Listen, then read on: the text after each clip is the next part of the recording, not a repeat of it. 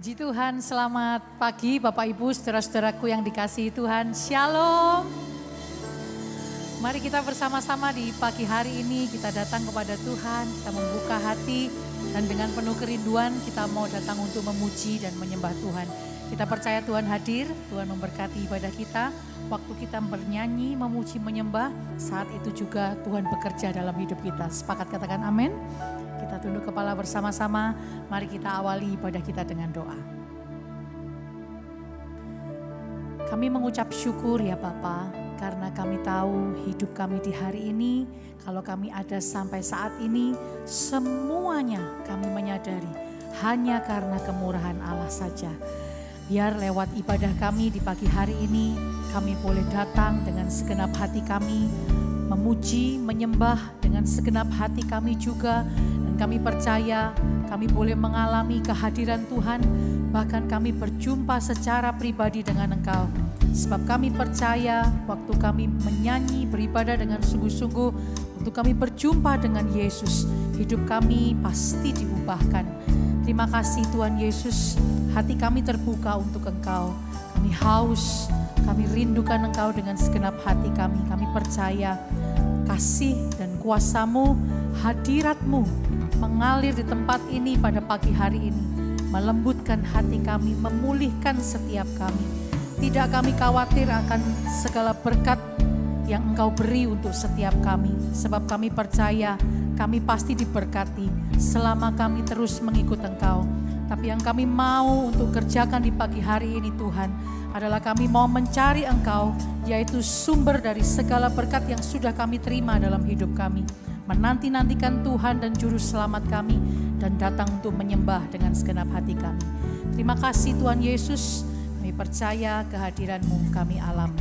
Di dalam nama Yesus kami berdoa dan kami mengucap syukur dan kami percaya Tuhan melawat kami. Haleluya. Semua katakan amin. Bapakku rindu menyenangkan-Mu,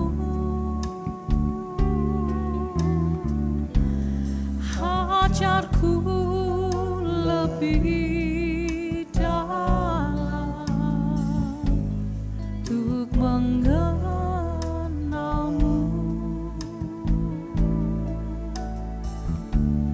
Bapakku pintar,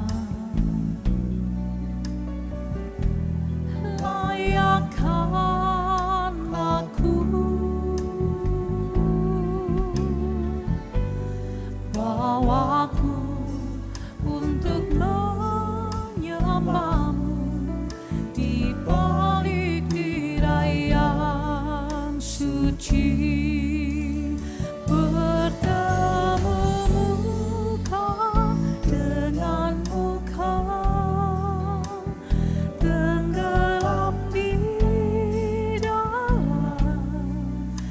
Kasih-Mu Bapa, oh Tuhanku, rindukan selalu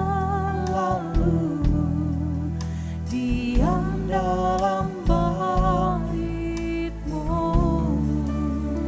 bertemu muka dengan muka, tenggelam di kasih-Mu Bapa, oh Tuhanku, rindukan selalu diam dalam bait-Mu.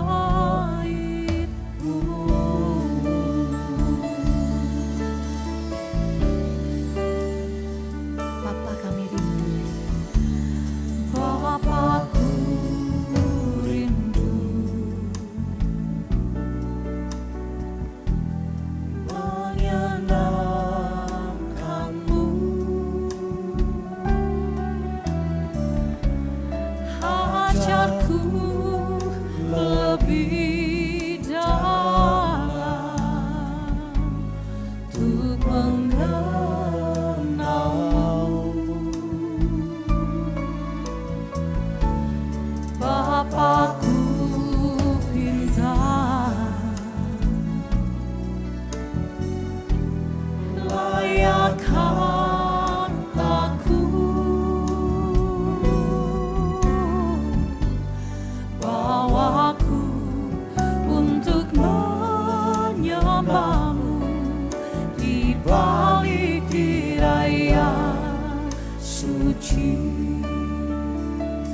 Bapak Ibu sendiri katakan, Bapakku rindu menyenangkan-Mu Tuhan.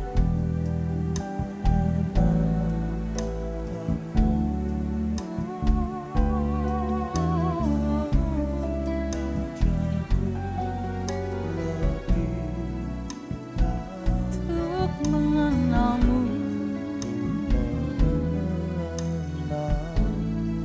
ya Bapakku bintang,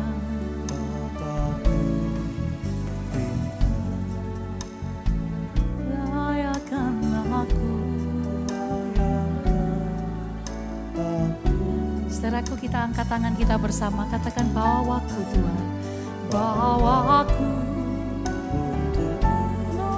menyembah-Mu di balik tirai. Sama-sama katakan, bertemu muka dengan muka,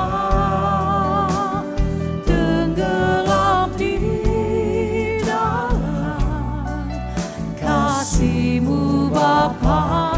Oh Tuhanku, rindukan selalu diam dalam bait-Mu, bertemu muka dengan muka, tenggelam di dalam kasih-Mu Bapa.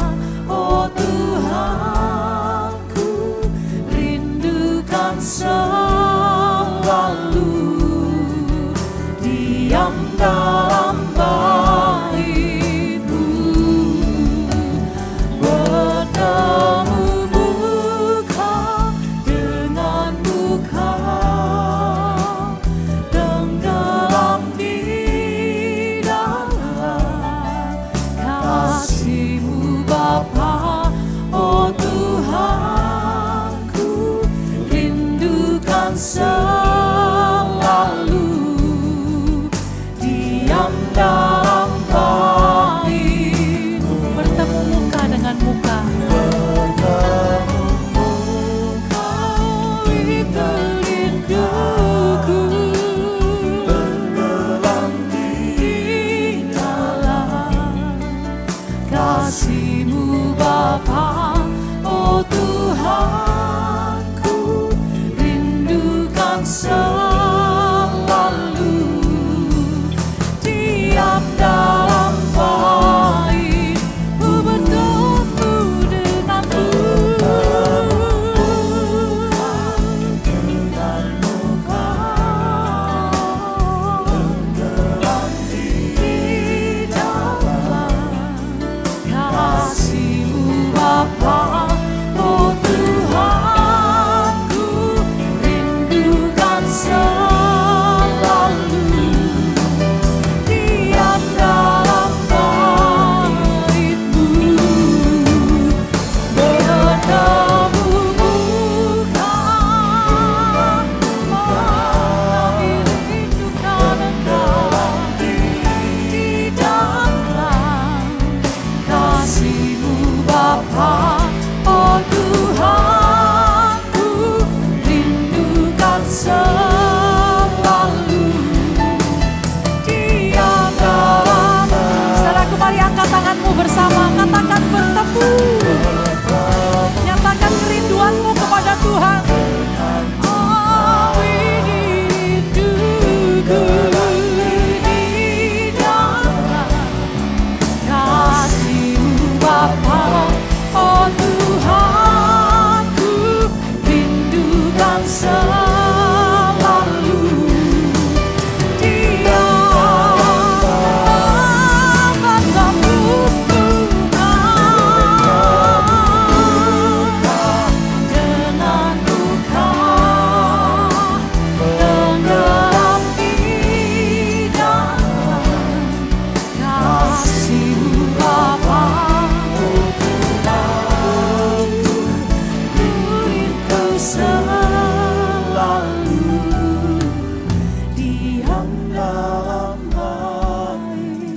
bertemu muka dengan muka. Bertemu muka dengan muka, tenggelam di kasih-Mu Bapa, kasih-Mu Bapa, oh Tuhan, ku rindukan selalu diam dalam bait. Katakan lagi, bertemu muka dengan muka, tenggelam di dalam kasih-Mu Bapa, oh Tuhan, ku rindukan selalu diam dalam. Satu kali lagi Bapak Ibu Saudaraku, katakan dengan kerinduan, bertemu muka dengan muka, tenggelam di dalam kasih-Mu Bapa, oh Tuhan, ku rindukan selalu diam dalam bait-Mu.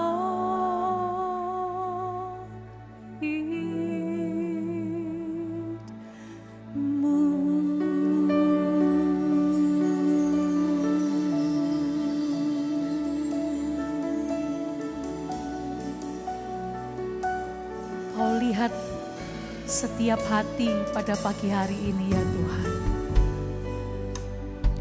Karena kami tahu tidak ada yang dapat kami sembunyikan dari hadapan Tuhan. Kami mau datang dengan penuh kerinduan kepadamu.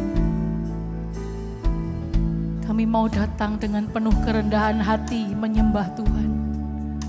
Allah Juru Selamat kami, Bapa yang mengasihi kami dengan sempurna, sahabat yang selalu menyertai langkah-langkah hidup kami, Tuhan yang berdaulat dalam setiap kami.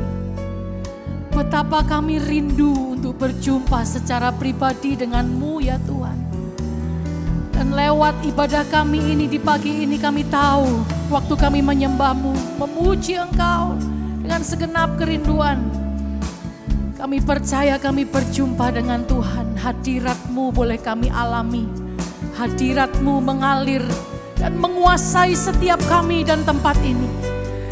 Siapa hatinya rindu kepada Tuhan, angkat tanganmu bersama-sama. Ini bukan sebuah rutinitas, tetapi kita tahu waktu kita mengangkat tangan, kita boleh menyembah Dia dengan segala kerendahan hati, dengan kesungguhan hati kita kepada Dia. Kira mata sangkana matas, shigara batagara labara laba sikiara labara laba. Tuhan yang kami rindu, Tuhan yang kami harapkan, Tuhan yang kami nanti. Bapa, kami menyembah-Mu dengan segenap hati kami. Jiwa kami haus kepadamu. Kau yang memuaskan setiap hasrat jiwa kami dan memuaskan setiap kerinduan kami, umat-Mu dan hamba-hamba-Mu ya Tuhan. Lama-lama sandakana korada basikira da basaka da batase gede bagar. Kira lama-lama shikira lama-lama syakara lama-lama. Betapa kami rindu dan jiwaku haus kepadamu.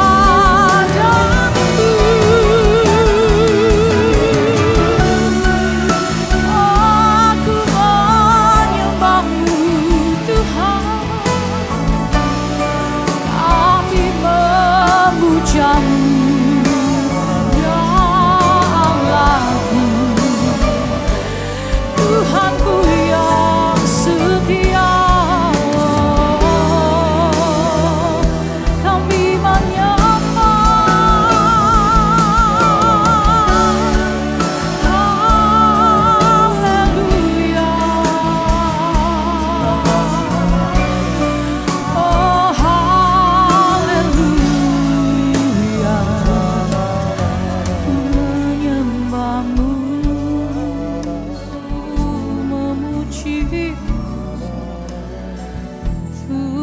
Tuhan Allahku.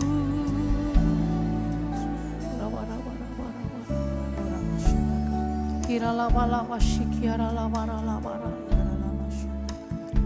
Kira lama syarana mara lava lava. Haleluya.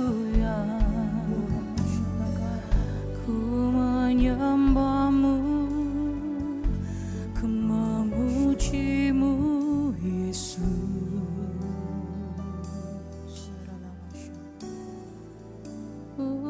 Jiwaku rindu padamu, hatiku menyembahmu. Buka hatiku ya Tuhan, menyembahmu.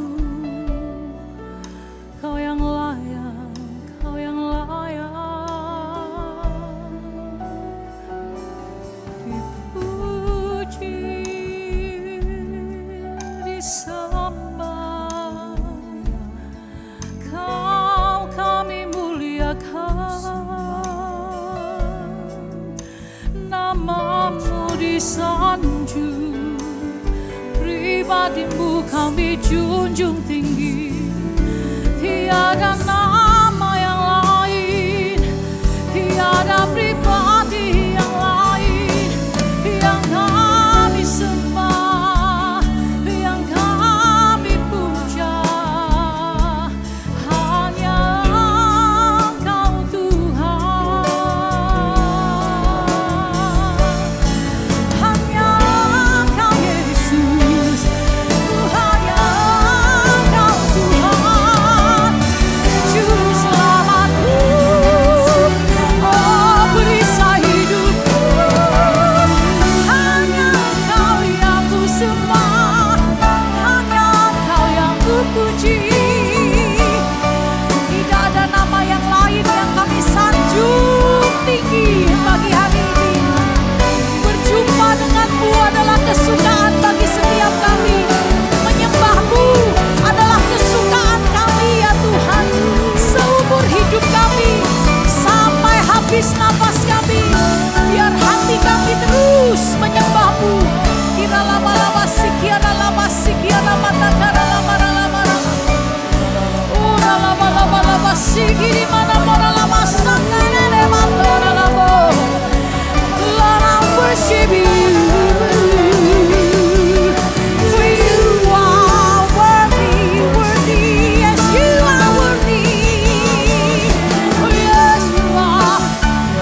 Lord, I worship you. Lord, I worship you.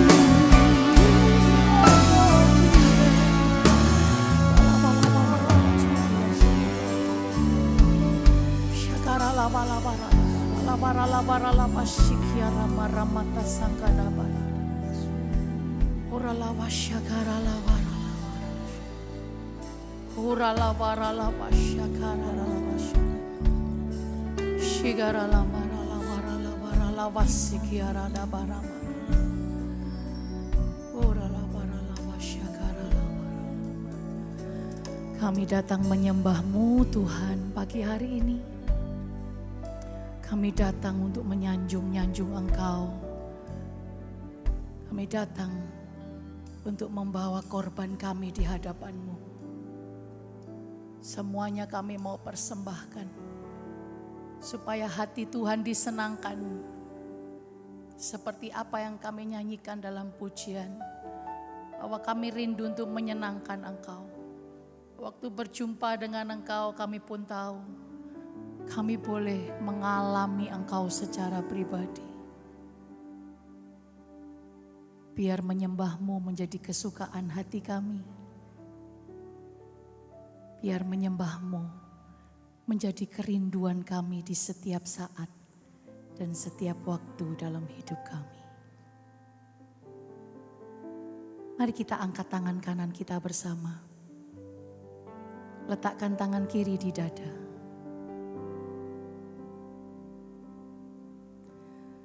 Yesus, ku sembah.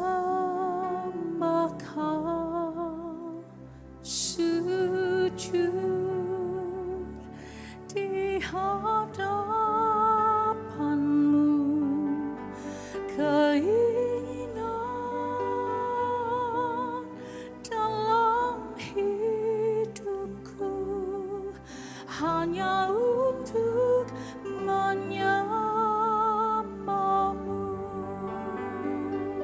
Jemaat sendiri katakan, Yesus.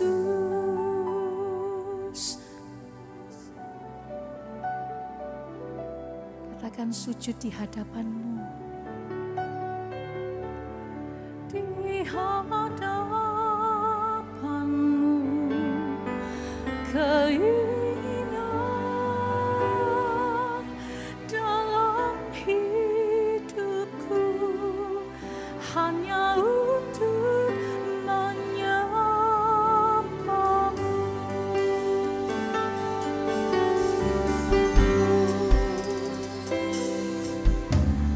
Masuk hadirat-Mu Tuhan dengan korban pujian. Masuk hadirat-Mu Tuhan, berhiaskan kekudusan.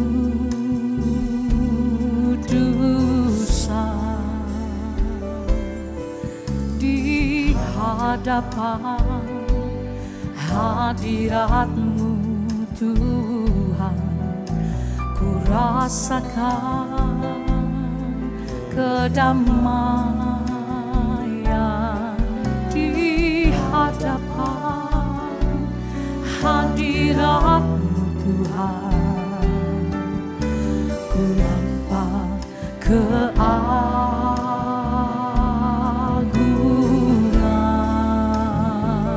Katakan, Yesus, ku sembah, sujud di hadapan-Mu.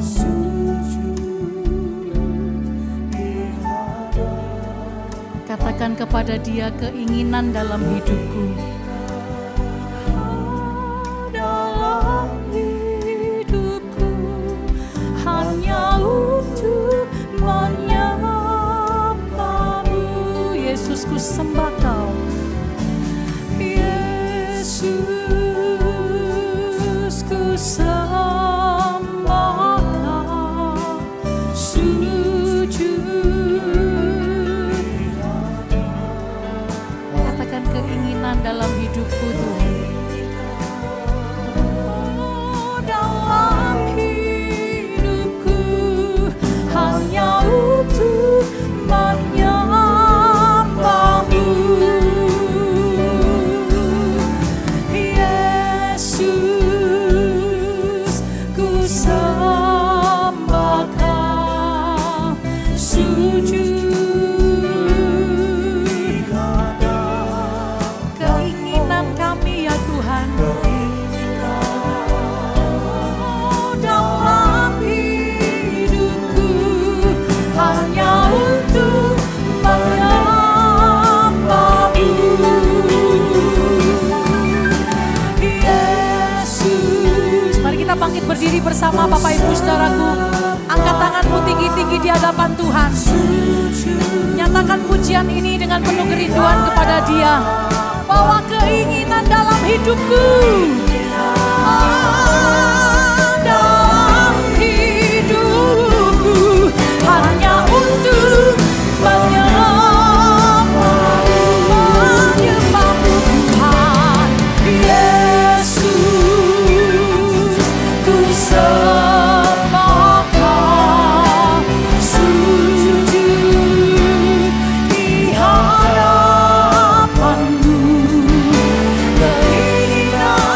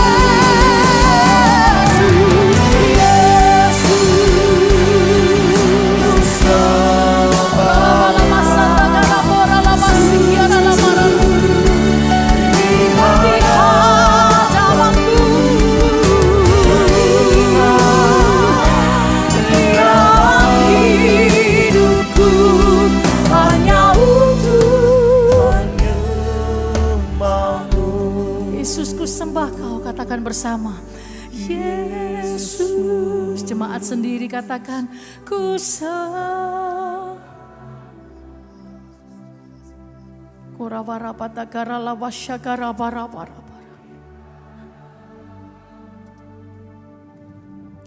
keinginan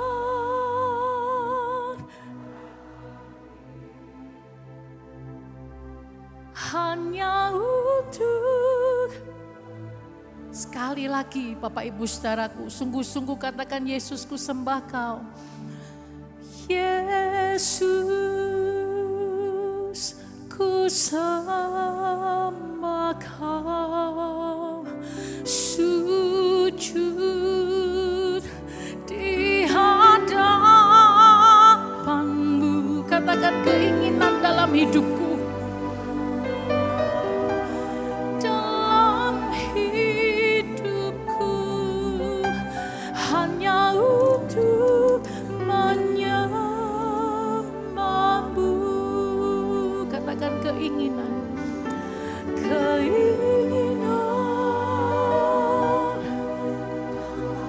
hanya untuk menyembah-Mu Tuhan, hanya untuk menyembah-Mu. Sekali lagi katakan keinginan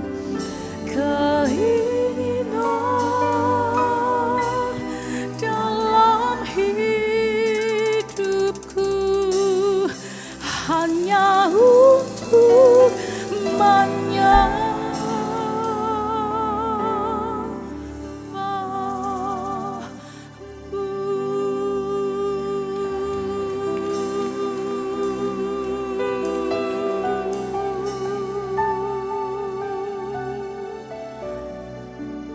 Nikmati hadiratnya pagi hari ini. Alami Dia secara pribadi. Engkau tidak sedang berjumpa dengan manusia, tetapi engkau berjumpa dengan penciptamu, Bapak Ibu Saudaraku. Kita semua, engkau dan saya, pencipta, penetap langkah kita, yang memimpin jalan kita, yang menuntun engkau dan saya, yang mengasihi engkau dan saya dengan sempurna. Irapatakara pakara masyakara maralabara, irapasyangana matakara labara, horabarala masyakara labara. How I long to worship you, Oralabarala masyakara labara labara, horana matakara labas kiara labara labasyakara labara. Syadakara mata sangkada bakara lapara lapas sikiara mora tasyakara. Betapa kami rindu kepadamu ya Tuhan. Betapa haus jiwa kami ini kepadamu ya Tuhan. Lapakana masyakana matakara lapara lapa, kira lama syada para lapara lapara lapa, lapas sangkana para lapara lapara lapara. Semakin kami menyembah-Mu, semakin kami menyadari bahwa kami tak mau hidup jauh dari Tuhan.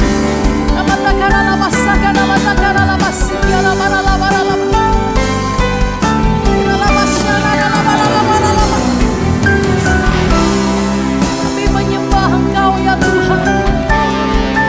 Nikmati kehadiran-Nya Bapak Ibu Saudaraku.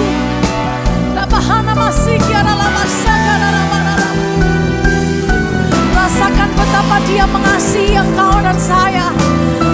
Betapa Dia sedang menjamah setiap hatiku, melembutkannya dan mengubahkan setiap kita. Sebab kita percaya di mana ada hadirat Tuhan, di situ Roh-Nya sedang bekerja bagi kita semua.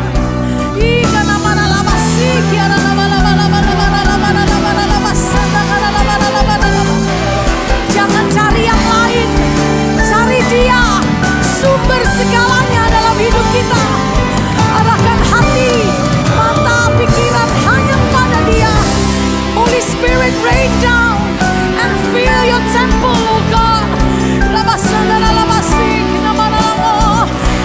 Oh Lord, I worship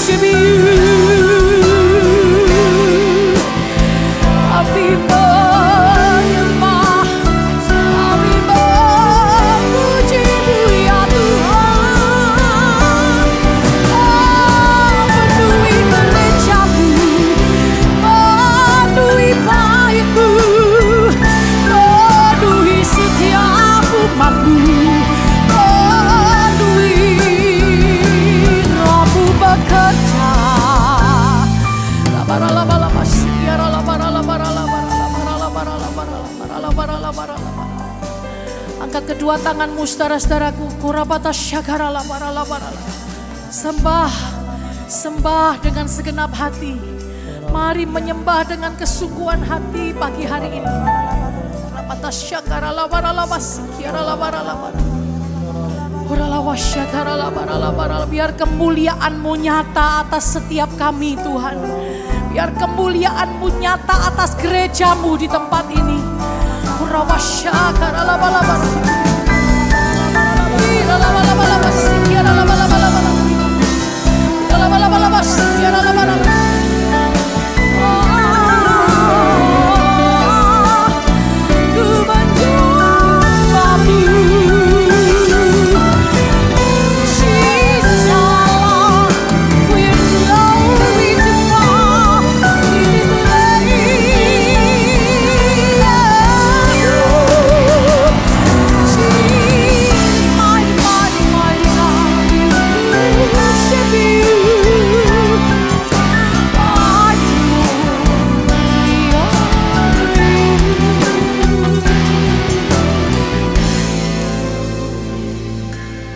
Biar kemuliaan-Mu nyata di tempat ini. Biar kemuliaan-Mu turun atas gereja-Mu. Biar kemuliaan-Mu turun atas setiap kami bait Roh Kudus-Mu di tempat ini. Biar kemuliaan-Mu dinyatakan. Nama-Mu ditinggikan. Nama-Mu disanjung. Nama-Mu ditinggikan. Nama-Mu disanjung Tuhan. Oh Lord, I long to know Your glory. I want to offer a sacrifice of praise. Fill this temple, Lord, with Your Spirit once again. Angkat tangan kita bersama dua-dua. Oh Lord, I long to know Your glory. We want to offer You sacrifice of praise. Let it please Your heart. Oh, praise. Fill this temple, Lord, with Your Spirit once again. Oh Lord, I long. Oh Lord, I long to know. We want to offer You sacrifice of praise.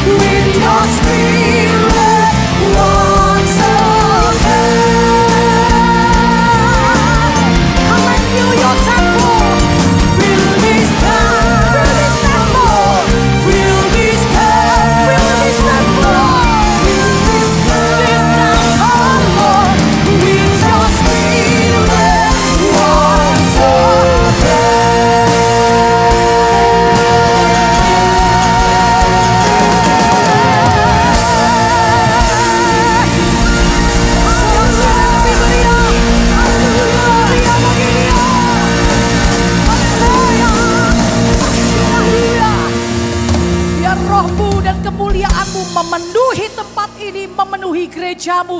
Dan kami semua bersuka cita dengan sungguh karena Tuhan kami yang hidup ada di tengah-tengah kami. Dalam nama Yesus semuanya berkata, amin. Sorak-sorai untuk Tuhan. Kita bersuka cita bersama-sama. Tuhan ada di tengah-tengah kita, Bapak Ibu Saudaraku. Mari bernyanyi dengan sungguh-sungguh.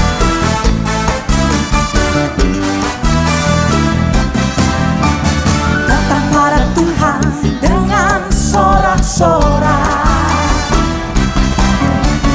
Datang pada Tuhan dengan nyanyian syukur.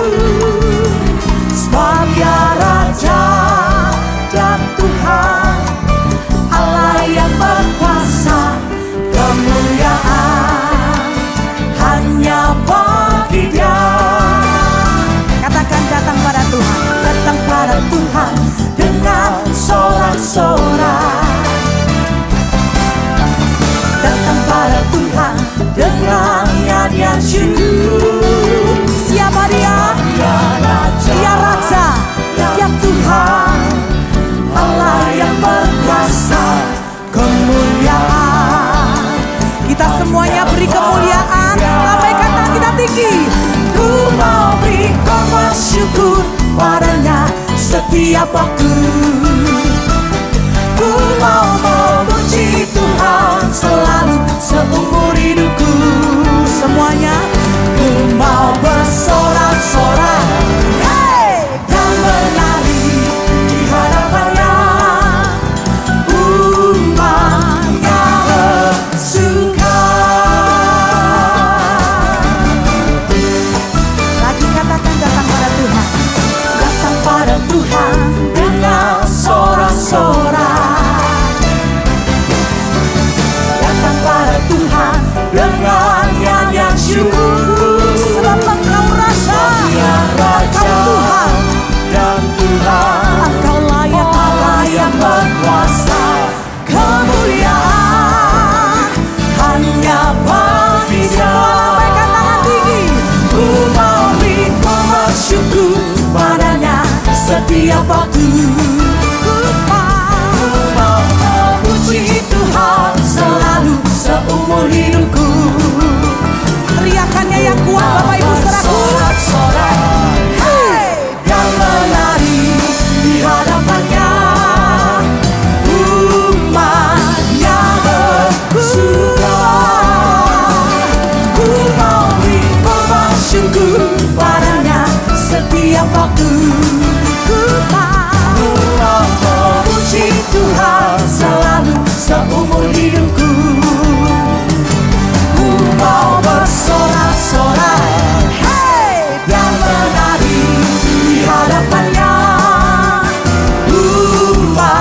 Sekarang jemaat Tuhan sendiri, suaranya yang kuat.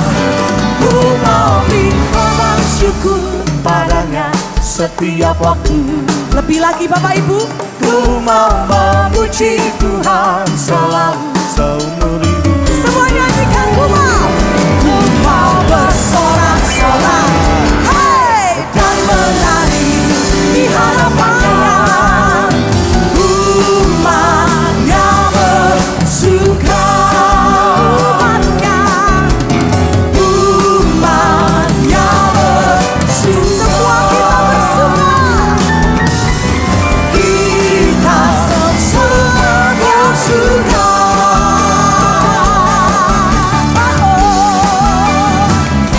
Berikan tepuk tangan yang paling meriah buat Dia, Yesus. Amin. Kita percaya firman Tuhan, 2-3 orang berkumpul dalam nama Yesus, Tuhan hadir. Yang sepakat bilang amin. Amin. Tepuk tangan yang jauh lebih meriah lagi buat Tuhan Yesus. Segala sorak-sorai kami, pujian kami, nyanyian, penyembahan kami persembahkan hanya untuk Engkau. Layaklah Engkau Tuhan. Semua bertepuk tangan sama-sama ya.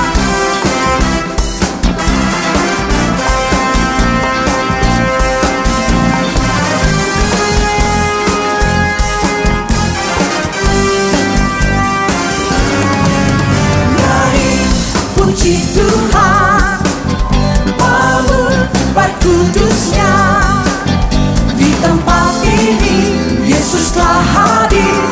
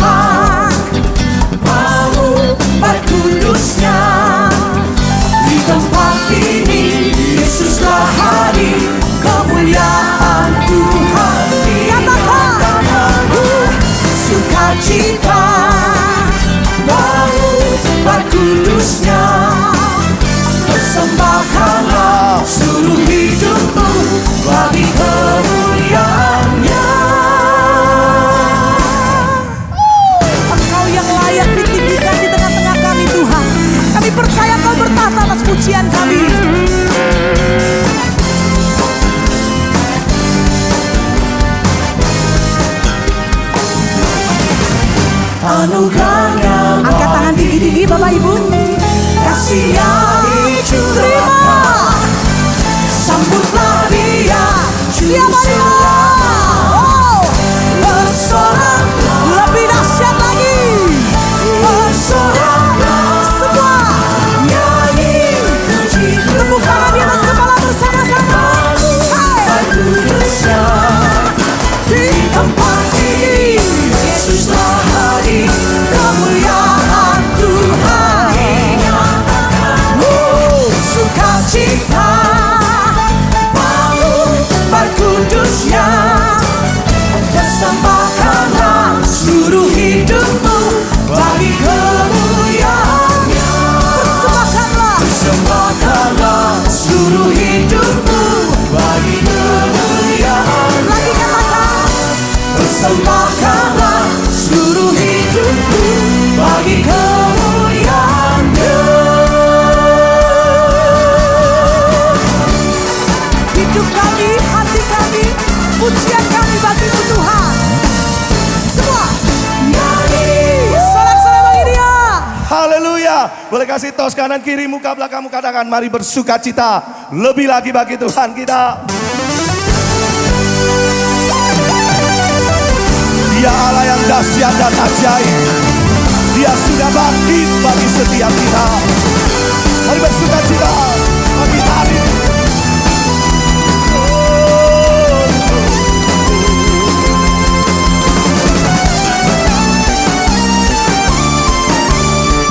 Sama-sama. Allah bangkit. Tepuk tangan tinggi-tinggi, come on. Come on, church.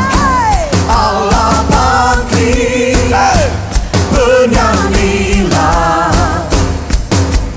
Musuh dikalahkan. Umatnya dibebaskan. Allah dahsyat di tempat kudusnya.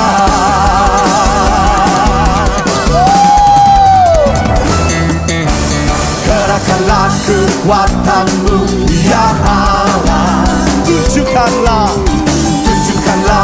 kuasa-Mu ya Tuhan. Yes. Serahkan musuh-Mu, selamatkanlah umat-Mu. Allah dahsyat di tempat kudusnya. Lambaikan tangan-Mu. Allah bangkit, bersorak semua. Allah bangkit, bernyanyilah. Musuh dikalahkan, umatnya dibebaskan. Allah dahsyat di tempat kudusnya. Gerakkanlah kekuatan-Mu ya Allah.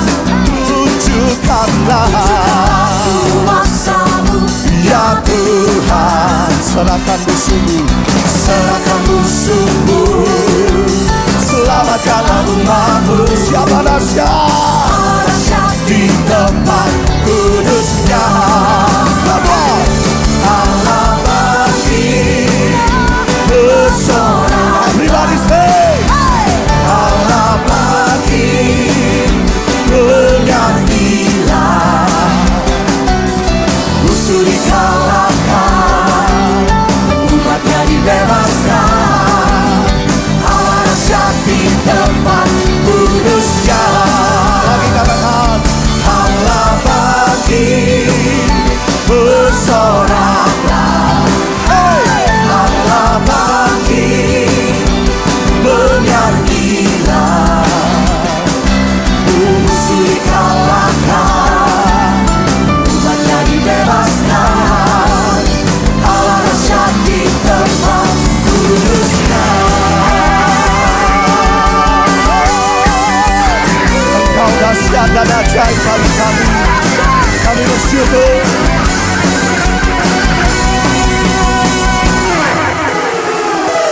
Allah bangkit, bersoraklah. Allah bangkit, bernyanyilah. Musuh dikalahkan, dan umatnya dibebaskan.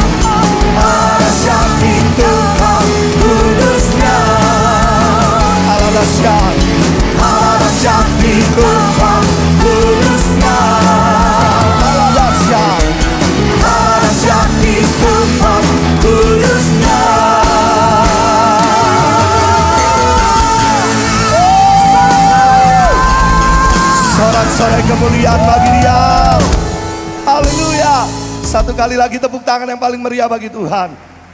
Dia dahsyat, Dia ajaib. Amin. Mari silakan duduk kembali Bapak Saudaraku.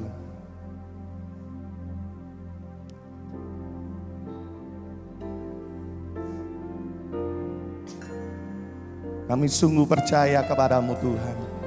Sebab kami punya Tuhan yang baik. Tuhan yang mengasihi setiap kehidupan kami. Engkau menjagai, Engkau memelihara. Engkau yang terbaik dalam hidup kami. Kami bersyukur kepadamu Tuhan.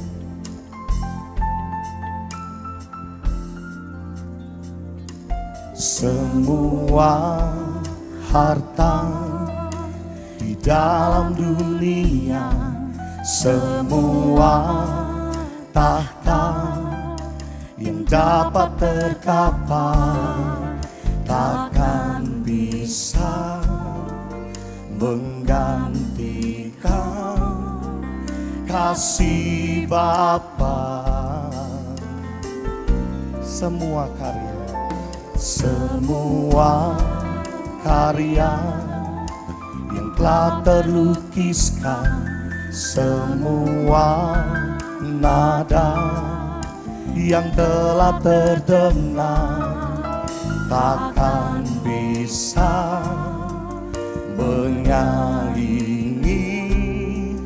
cintamu sampai habis bumi berlalu,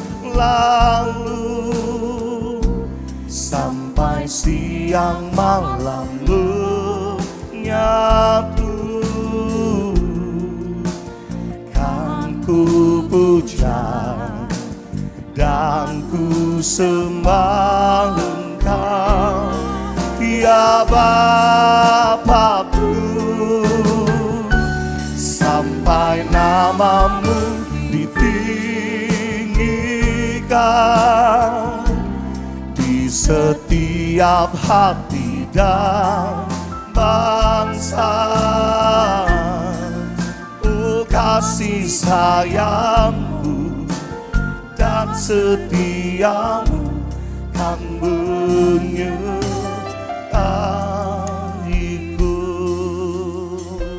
Semua harta di dalam dunia, semua tahta yang dapat terkapar takkan bisa menggantikan kasih Bapa. Semua karya yang telah terlukiskan, semua nada yang telah terdengar takkan bisa menyaingi cintamu. Mari angkat tangan kita bersama. Sampai habis bumi berlalu, sampai siang malam menyatu, kan ku puja dan ku sembah Engkau, ya Bapakku, sampai namamu ditinggikan di setiap hati dan bangsa. Oh, kasih sayangmu dan setiamu kan menyertaiku, sampai habis bumi berlalu, sampai siang malam menyatu, kan ku puja dan ku sembah Engkau, ya Bapa.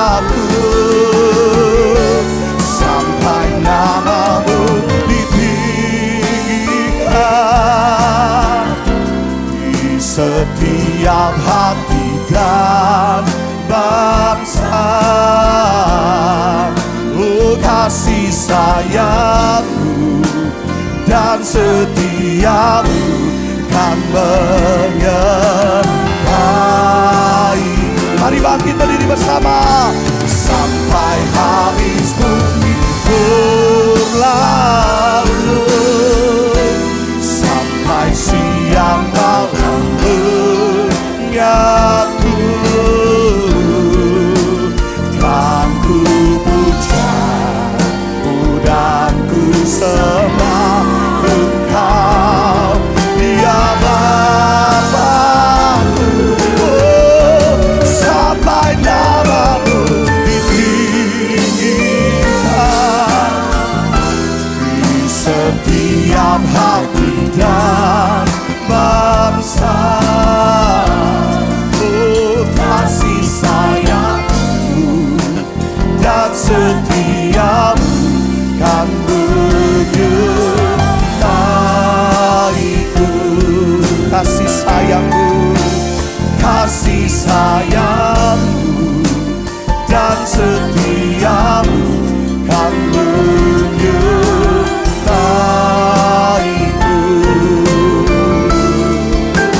Kasih sayangmu dan setiamu kan menyertaiku.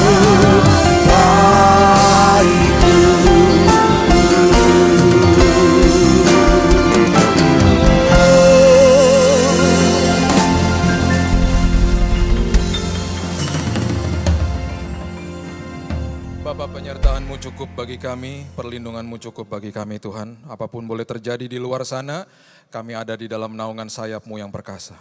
Kami tahu Tuhan, kami akan dilindungi, kami disertai, kami sehat. Kami ada damai sejahtera, ada sukacita. Dan kami percaya Tuhan sepanjang tahun ini kami terus mengalami Tuhan. Kami akan sampai ke ujungnya dengan selamat karena kami beserta, kami disertai oleh Tuhan. Dan dengan bangga kami bisa katakan semuanya karena Yesus. Semuanya karena Yesus. Terima kasih Tuhan, kami sambut firman-Mu. Kami percaya Roh Kudus kembali berbicara kepada kami dan bukan sekedar bicara tapi mengubahkan hidup kami. Terima kasih Bapa, di dalam satu nama Yesus Kristus kami berdoa. Kita sama-sama katakan, amin. Haleluya. Silakan duduk. Shalom. Oke. Tadi pagi saya lihat televisi di kamar saya. Sudah 780 yang meninggal coronavirus. Sudah lebih dari 36.000 yang terinfeksi. Sudah 25 lebih negara yang kena dampaknya. Tapi saya percaya apapun terjadi, saudara akan selamat, saudara akan dilindungi Tuhan, saudara akan ada di dalam kepak sayapnya yang luar biasa. Mazmur 91, saudara buka sama-sama saya mau bagikan aja sebentar. Mazmur 91, ayatnya yang ke-5 sampai yang ke-7. Semuanya Alkitab sudah mengatakan dari awal, jadi nggak usah kaget juga, semuanya udah akan terjadi seperti itu. Mazmur 91 ayat 5, engkau tidak usah takut terhadap kedahsyatan malam, terhadap panah yang terbang di waktu siang, terhadap penyakit sampar yang berjalan di dalam gelap, terhadap penyakit menular yang mengamuk di waktu petang. Walau 1.000 orang rebah di sisimu dan 10.000 di sebelah kananmu, tetapi itu tidak akan menimpa jemaat Betaninginden, tidak akan menimpa engkau karena engkau akan diselamatkan Tuhan. Ya, terus firman Tuhan katakan, abide in me and I abide in you. Tinggal di dalamnya dan aku tinggal di dalammu. Minta apa saja aku akan lakukan bagimu. Gak apa-apa minta sama Tuhan. Tuhan, aku percaya bahwa semua kesehatan, semua perlindungan sudah disiapkan sama Tuhan bagi saya. Ribuan tahun yang lalu ketika dia mengatakan sudah selesai, sudah selesai. Semuanya sudah disiapkan yang terbaik bagi saudara. Dan saya percaya semuanya dilindungi ada di bawah sayapnya Tuhan. Ya. Oke. Buka bersama-sama saya di Pengkhotbah pasal yang ke-9 ayat yang ke-11. Pengkhotbah pasal yang ke-9 ayatnya yang ke-11. Firman Tuhan katakan begini.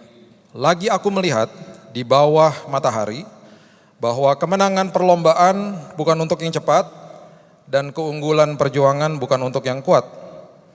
Juga roti bukan untuk yang berhikmat, kekayaan bukan untuk yang cerdas, dan karunia bukan untuk yang cerdik cendekia. Karena waktu dan nasib dialami mereka semua. Waktu dan nasib, bahasa Inggrisnya time and chance. waktu dan kesempatan, waktu dan nasib. Bahasa Ibraninya alaf dan taf, bahasa Yunaninya alfa dan omega. Bahasa letterlucknya Indonesia awal dan akhir. Alkitab mengatakan dengan jelas ayat ini, apapun yang terjadi sama saudara, keberhasilan, kehebatan, ini, itu, dan lain sebagainya, semuanya ada di dalam kairosnya Tuhan, itu maksudnya. Waktunya Tuhan, kesempatan yang Tuhan siapkan bagi saudara. Jadi di dalam kairosnya Tuhan tidak ada kebetulan, semuanya sudah ada di dalam rancangannya Dia. Saudara dan saya bergerak di dalam kronos. Kronosnya itu berarti saudara dan saya dibatasi waktu. Dibatasi waktu. Setiap dari kita sampai ke ujung bumi pun satu hari cuma ada 24 jam. Enggak Pak, di Surabaya 25 jam, beda. Enggak, semuanya sama, semuanya 24 jam.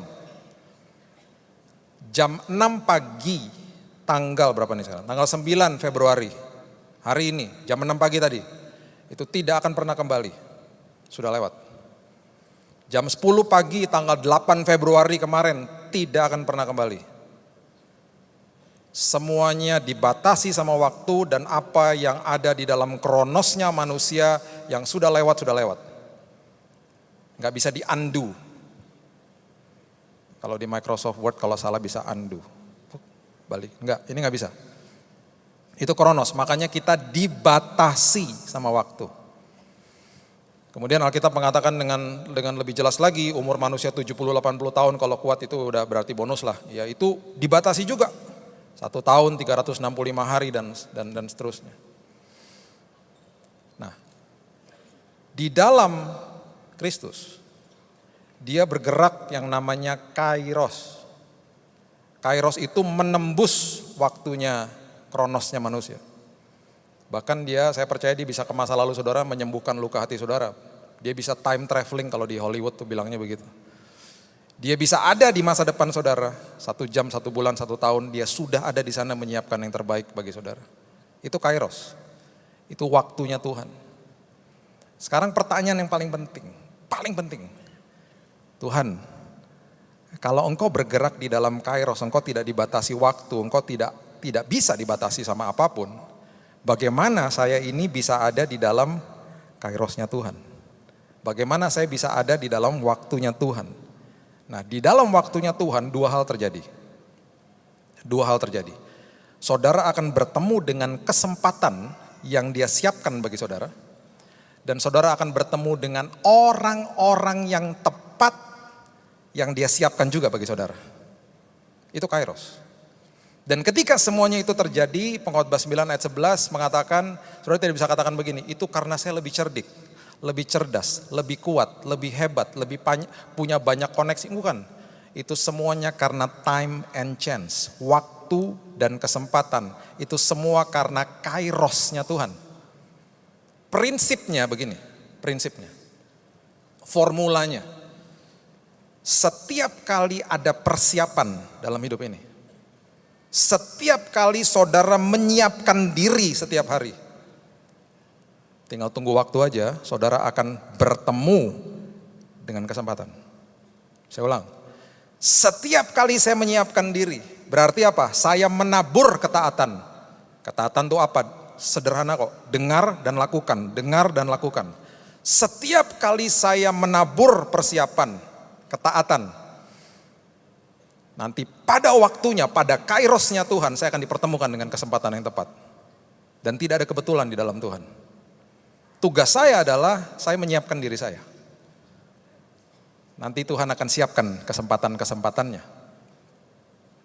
Jadi sekali lagi, pertandingan atau perjuangan hidup itu bukan untuk yang kuat, bukan untuk yang lebih berhikmat, bukan untuk yang cerdas, lebih cepat dan bukan. Semuanya karena Tuhan, semuanya karena ada kesempatan yang Tuhan berikan.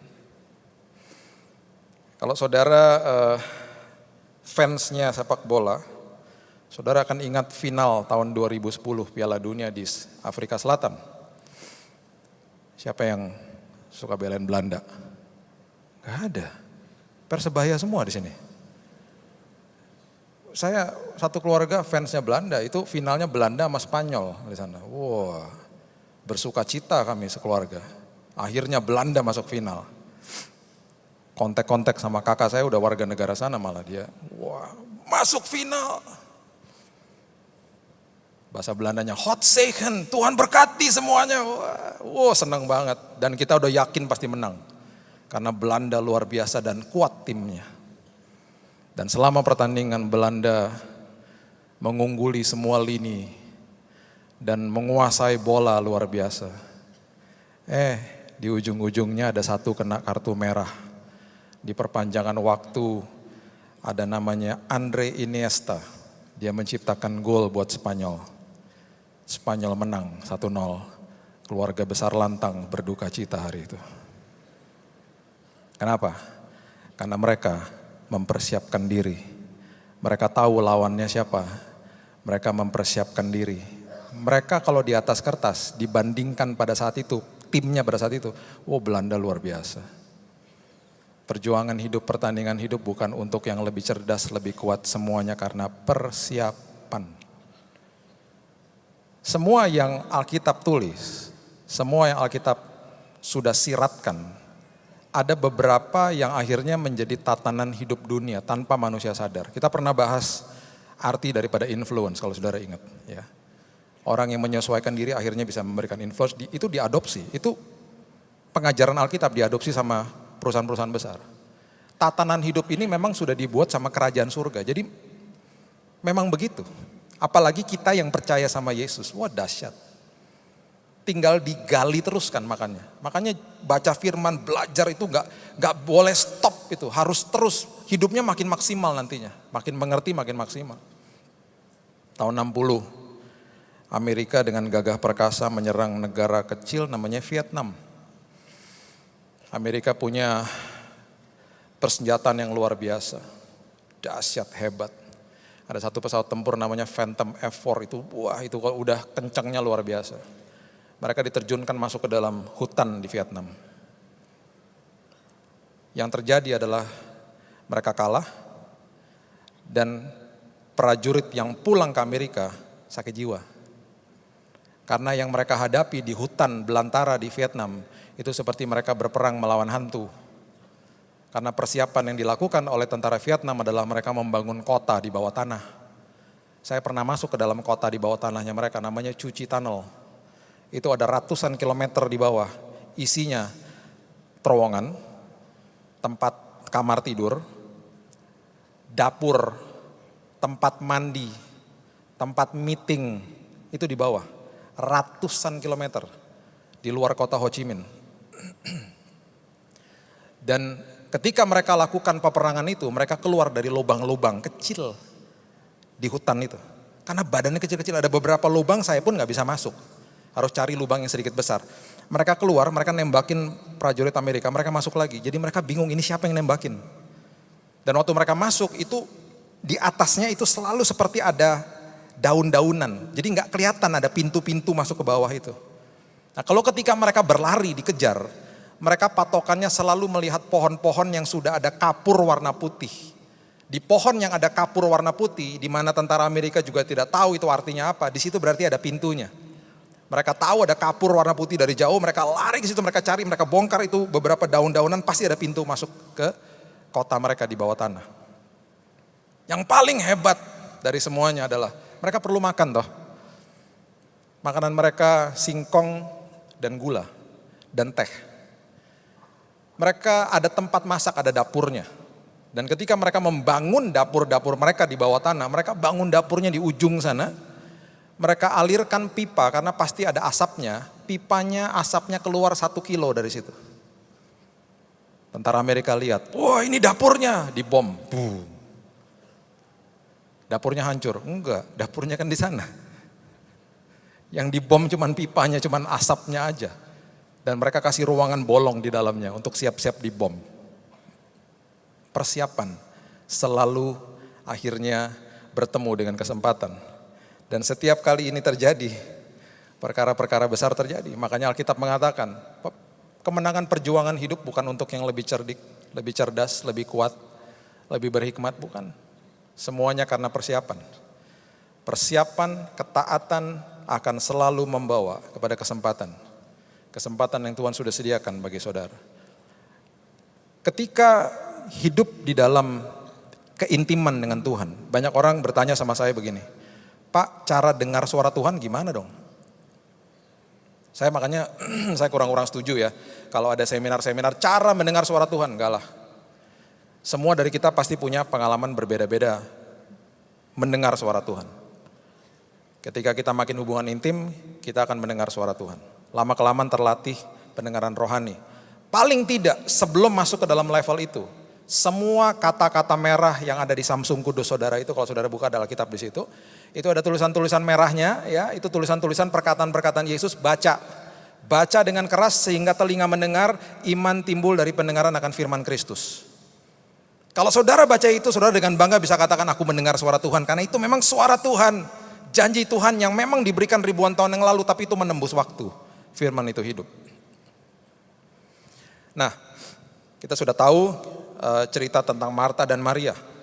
Marta sibuk, Maria duduk di kaki Tuhan untuk mendengar suaranya dia.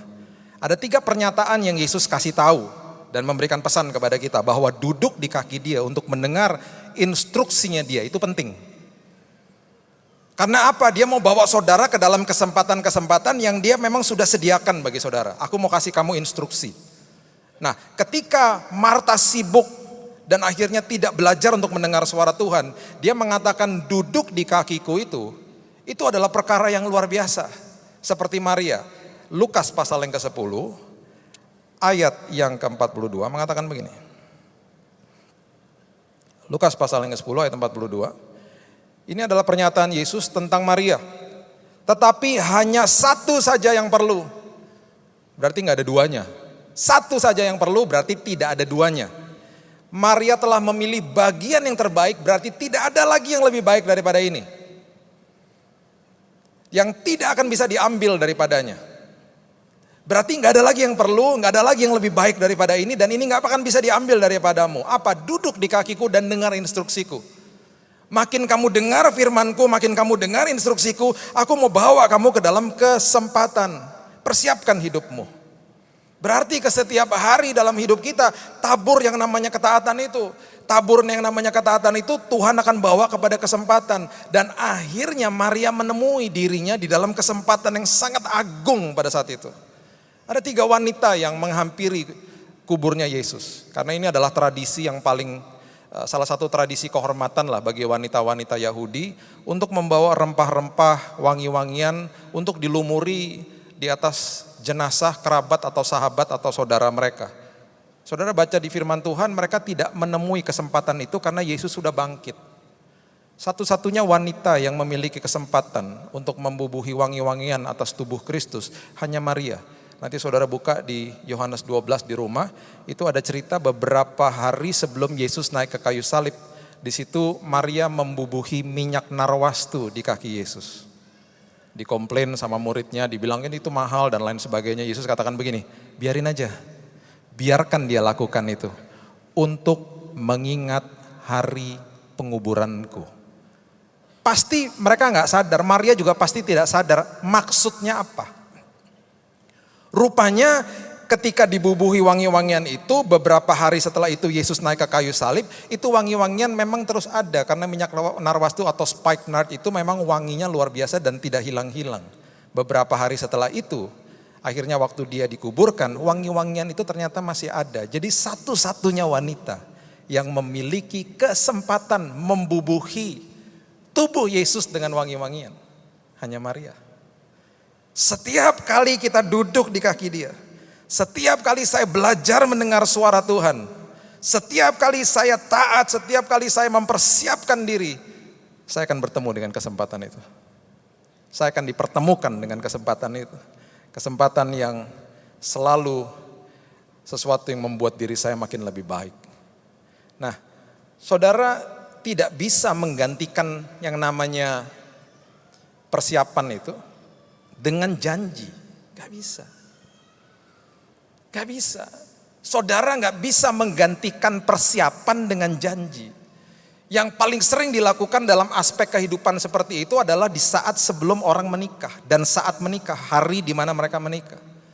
Kata I do atau kata aku bersedia itu tidak bisa menggantikan yang namanya persiapan. Dan orang-orang akhirnya terkecoh dengan itu. Kemarin di youth kita bahas tentang dating, ya, tentang dating. Di sini kalau ada anak-anak youth silahkan ke Manyar jam 5 sore setiap hari Sabtu.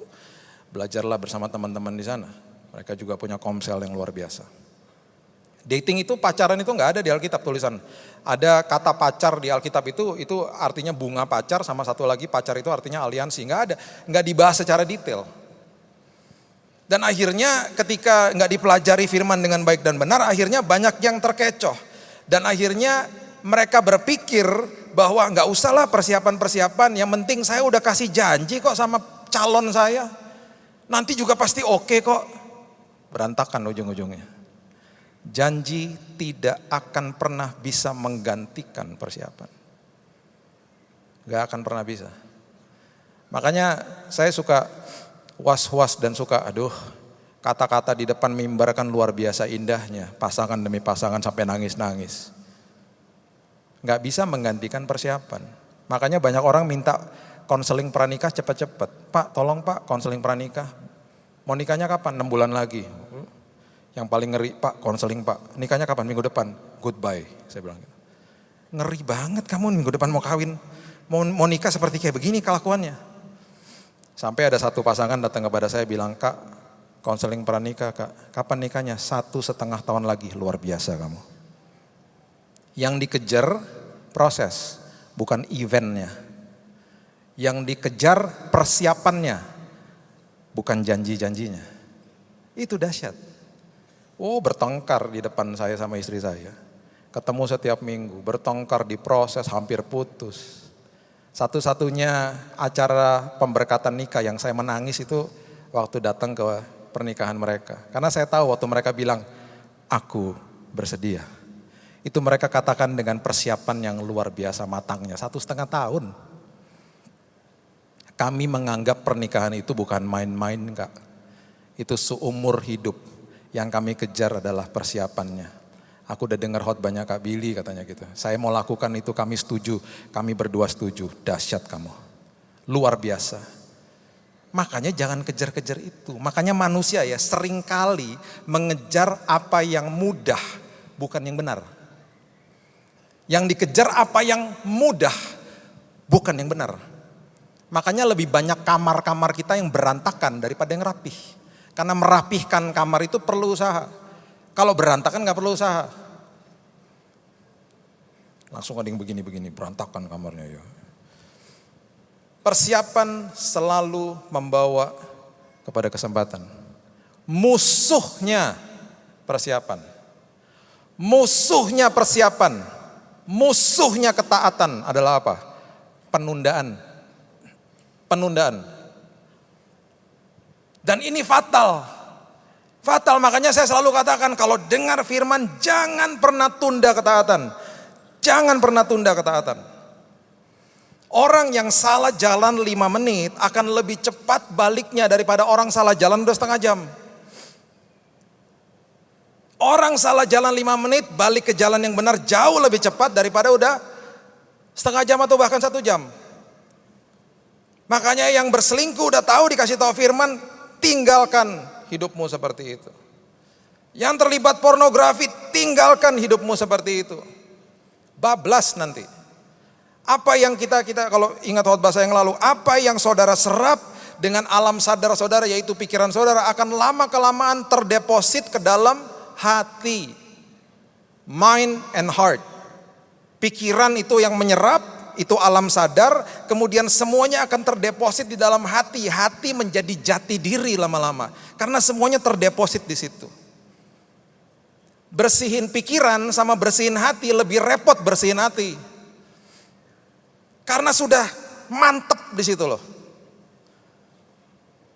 Makanya merubah anak kecil atau jemaat yang masih youth, yang masih teens, yang masih remaja, lebih mudah daripada merubah orang dewasa pikirannya. Karena sudah terdeposit bertahun-tahun di situ toh.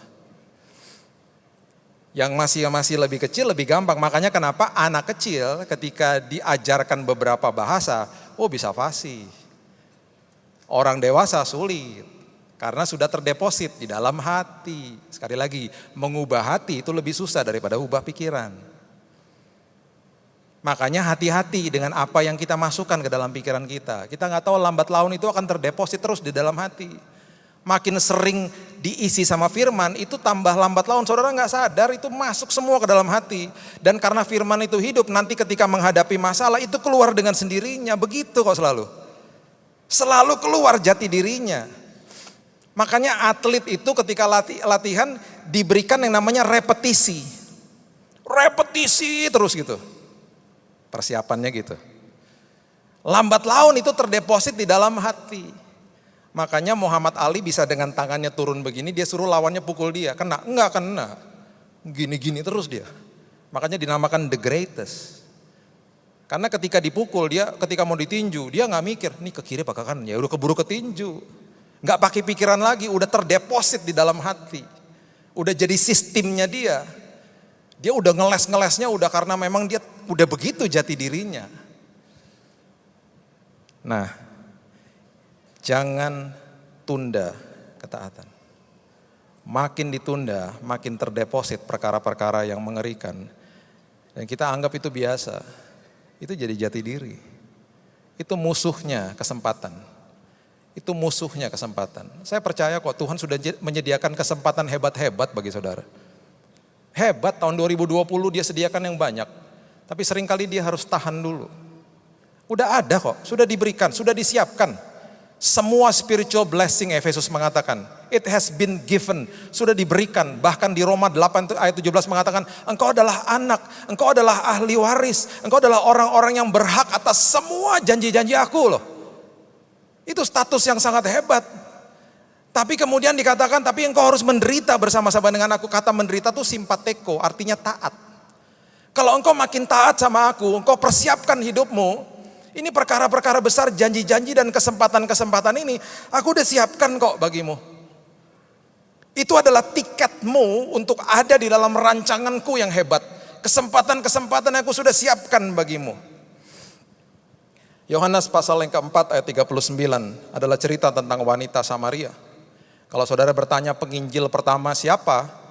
Banyak orang mengatakan Filipus. Kalau bagi saya wanita Samaria. Orang bilang, penginjil pertama Filipus Pak. Bagi saya enggak, bagi saya wanita Samaria. Coba lihat itu. Enggak ada penundaan, padahal orang Yahudi sama Samaria itu enggak connect sebenarnya.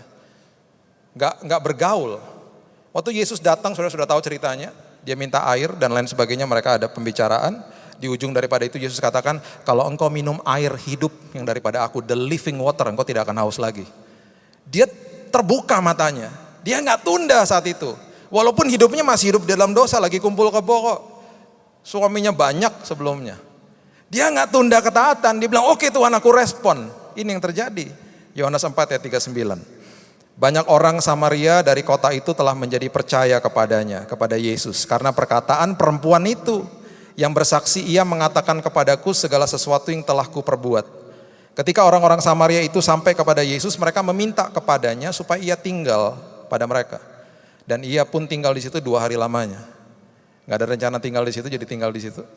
Karena orang-orang banyak yang diberkati. Ayat 41, dan lebih banyak lagi orang yang menjadi percaya karena perkataannya. Penginjil pertama adalah wanita Samaria. Gak pernah terpikirkan kan? Penginjil pertama. Menemui kesempatan yang agung. Menemui kesempatan yang luar biasa. Karena gak tunda ketaatan. Dikasih tahu gak ditunda. Ya, jangan tunda ketaatan saudara. Jangan tunda ketaatan. Matius 25 ayat yang pertama. Cerita tentang gadis-gadis bodoh. Matius 25 ayat yang pertama mengatakan, pada waktu itu hal kerajaan sorga seumpama 10 gadis yang mengambil pelitanya dan pergi menyongsong mempelai laki-laki. 5 diantaranya bodoh dan 5 bijaksana. Gadis-gadis yang bodoh itu membawa pelitanya tetapi tidak membawa minyak. Sedangkan gadis-gadis yang bijaksana itu membawa pelitanya dan juga minyak dalam buli-buli mereka. Tetapi karena mempelai itu lama tidak datang-datang juga, mengantuklah mereka semua lalu tertidur. Waktu tengah malam terdengarlah suara orang berseru, mempelai datang, song-songlah dia. Gadis-gadis itu pun bangun semuanya lalu membereskan pelita mereka. Gadis-gadis yang bodoh berkata kepada gadis-gadis yang bijaksana, berikan kami dong sedikit dari minyakmu sebab pelita kami hampir padam. Enggak mempersiapkan diri. Tetapi jawab gadis-gadis yang bijaksana itu, tidak, nanti tidak cukup untuk kami dan untuk kamu. Lebih baik kamu pergi kepada penjual minyak dan beli di situ. Akan tetapi waktu mereka sedang pergi untuk membelinya, datanglah mempelai itu dan mereka telah siap sedia masuk bersama-sama dengan dia ke ruang perjamuan kawin, lalu pintu ditutup. Ada kesempatan yang datangnya hanya sekali, saudara. Dan ketika kita nggak mempersiapkan diri, kita yang rugi. Kemudian datang juga gadis-gadis yang lain dan berkata, Tuan, Tuan, bukakan kami pintu. Tetapi ia menjawab, aku berkata kepadamu, sesungguhnya aku tidak mengenal kamu. Ayat 13 perhatikan, karena itu berjaga-jagalah, sebab kamu tidak tahu akan hari maupun akan saatnya. Kita nggak pernah tahu kesempatan itu kapan akan datangnya. Pastikan apapun itu terjadi, saya siap. Saya menabur ketaatan setiap hari. Karena saya pasti kok ketemu sama kesempatan-kesempatan yang agung, yang luar biasa. Sudah pasti begitu. Kalau saudara lakukan ketaatan saudara, jangan menabur ketaatan saudara karena kondisi. Jangan menabur ketaatan saudara karena ada maunya. Jangan menabur ketaatan saudara karena kalau saya lakukan gini ntar saya diberkati sama Tuhan. Udah gitu pengertian berkatnya salah lagi. Supaya saya dapat apa-apa dari Tuhan, dapat sesuatu dari Tuhan. Bukan. Saya taat karena saya ketika melakukan ketaatan saya akan terproteksi. Itu motivasinya. Alhasil kalau orang melakukan ketaatan dengan kondisi, dia akan taat ketika orang lain lihat. Orang lain gak lihat, dia gak akan taat. Makanya ayat-ayat seperti ini populer. Ulangan 28 ayat 6, coba lihat. Ini ayat-ayat yang sering dikutip dalam doa-doa berkat. Dan jemaat mengaminkan ayat-ayat ini. Saya juga mengutip ayat ini. Tapi pengertiannya harus dimengerti. Ulangan 28 ayat yang ke-6 mengatakan begini. Diberkatilah engkau pada waktu masuk dan diberkatilah engkau pada waktu keluar. Oh, seneng. Ketika saya masuk ke dalam gedung gereja, nanti saya keluar, saya diberkati. Apa yang saudara lakukan di dalam, itu akan menentukan kualitas hidup saudara ketika saudara keluar. Itu maksudnya. Karena banyak orang masuk ke kamar mandi, tapi banyak juga yang keluar masih bau. Karena mandinya gak benar. Harusnya masuk ke kamar mandi, pastikan di dalam kamar mandi saya membersihkan diri saya, supaya saya keluar, saya wangi. Saya tidak seperti waktu saya masuk. Jadi jangan sekedar hanya kutip-kutip aja, terus bilang, nanti yang penting datang ke gereja, pulang-pulang saya diberkati. Enggak gitu. Saya diberkati ketika saya masuk dan keluar, saya jadi orang yang berbeda. Tergantung apa yang saya lakukan di dalam. Ayat berikutnya, ulangan 28 ayat 13 juga ayat yang populer nih. Ayat 13 mengatakan begini, Tuhan akan mengangkat engkau menjadi kepala dan bukan menjadi ekor. Ya. Ulangan 28 ayat 13. Engkau akan tetap naik dan bukan turun. Wow, kita suka sama ayat ini. Wow, yang penting kalau pokoknya sama kalau kita rajin ke gereja ikut Tuhan, ya kita taat-taat, kita terus naik-naik lah pokoknya. Naik-naik dan gak akan turun. Apabila engkau mendengarkan perintah Tuhan Allahmu yang kusampaikan pada hari ini, kau lakukan dengan setia. Akhirnya jadi motivasinya begitu, yang penting nanti naik-naik teruslah. Enggak, naik itu enggak enak. Dan ketika sedang dibawa naik, banyak yang komplain justru. Jadi jangan dipikir ini enak-enak aja dibawa naik. Orang kalau mau naik kelas ada ujiannya. Orang mau naik kelas, anak-anak ketika masih kuliah, masih sekolah, mau naik kelas itu berat. Ujiannya berat, persiapannya berat. Ingat itu. Orang mau naik jabatan, lemburnya banyak. Banyak hal-hal yang ditabur. Jadi kabar bagi saudara, kabar baik. Kalau saudara mengalami kesulitan pada hari ini, saudara sedang dibawa naik sama Tuhan. Saudara sedang dibawa naik sama Tuhan. Jadi tenang aja, jangan komplain. Karena memang gak enak. Jadi jangan kutip-kutip ayat ini dengan pengertian yang yang penting saya ikut Tuhan nanti juga dibawa naik. Gak gitu. Seringkali justru ketika dibawa naik itu gak enak justru. Apa yang saudara lakukan di dalam, itu akan membawa saudara keluar dengan luar biasa. Makanya kenapa? Ketika lakukan ketaatan, pasti ada percaya diri. Pasti ada damai. Karena apa? Yang namanya ketaatan sama yang the mind of Christ, pikiran hatinya Tuhan, itu diletakkan di dalam roh saudara, loh hati, kan firman Tuhan katakan begitu. Ditulis di dalam hati nurani. Makanya sudah built in, sudah instilled dalam sini. Makanya ketika saudara melanggar lampu lalu lintas, saudara pasti gak damai. Iya kan? Saudara melanggar lampu lalu lintas, langsung saudara melihat 3 titik. Spion kiri, spion kanan, sama spion di dalam. Nyari siapa? Polisi. Melanggar lampu lalu lintas, langsung polisi, gak ada polisi kan? Gak ada polisi kan? Gak enak sendiri. Gak damai langsung. Saya bicara sama ada satu teman yang terlibat perselingkuhan. Kenapa sih berselingkuh? Emang enak rasanya? Enggak sih, kayak dikejar-kejar. Selalu seperti kayaknya takut nanti ketahuan dan ketahuan. Terus ngapain ada di situ terus? Kenapa tunda ketaatan? Kenapa nggak keluar dari situ? 12 tahun loh kamu hidup dalam seperti ini. Ke gereja tiap minggu. Oh ngeri, ngeri. Akhirnya udah kebiasa. Ketika mobil masuk ke dalam pom bensin, bensinnya habis. Diisi sama bensin, saudara pasti punya percaya diri. Ketika selesai diisi, mobil akan jalan. Pasti jalan. Karena built in udah di dalamnya begitu sistemnya.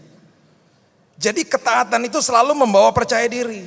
Walaupun saya dicemooh, walaupun begini-begini, yang penting aku taat. Percaya diri pasti. Damai pasti. Walaupun di depan aku gak enak, walaupun aku diketahui sama orang, gak apa-apa, aku taat kok. Aku percaya diri jadinya. Aku gak usah takut-takut.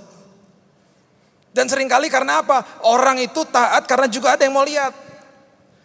Tahun 90-an saya gak pernah lupa, saya ada di highway di negara bagian Colorado di Amerika. Saya bawa mobil sportnya teman saya. Ngebut.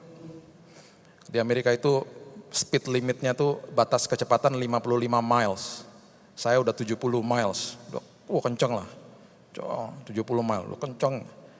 Di belakang saya tiba-tiba ada mobil, saya gak pernah lupa tuh. Chevrolet Camaro, mobil sport juga. Di belakang saya tiba-tiba, mepet gitu. Dalam hati saya, mau ngebut-kebutan nih kayak sepertinya ya. Jadi saya tambah kebut lagi. 90. Dalam hati saya ini mobil kok gak nyalip-nyalip gitu ya. Di belakang terus ngikutin gitu. Tambah nafsu kan. Masih darah muda. Yang punya mobil di sebelah saya, kebut aja lagi. Makin cepat. Hampir mendekati 100 miles. Saya gak tahu berapa kilometer tuh kalau dihitung. Kenceng. Tiba-tiba. Saya lihat di spion ya. Itu kan mobil kelihatan cuman depannya aja kan, grill depan itu.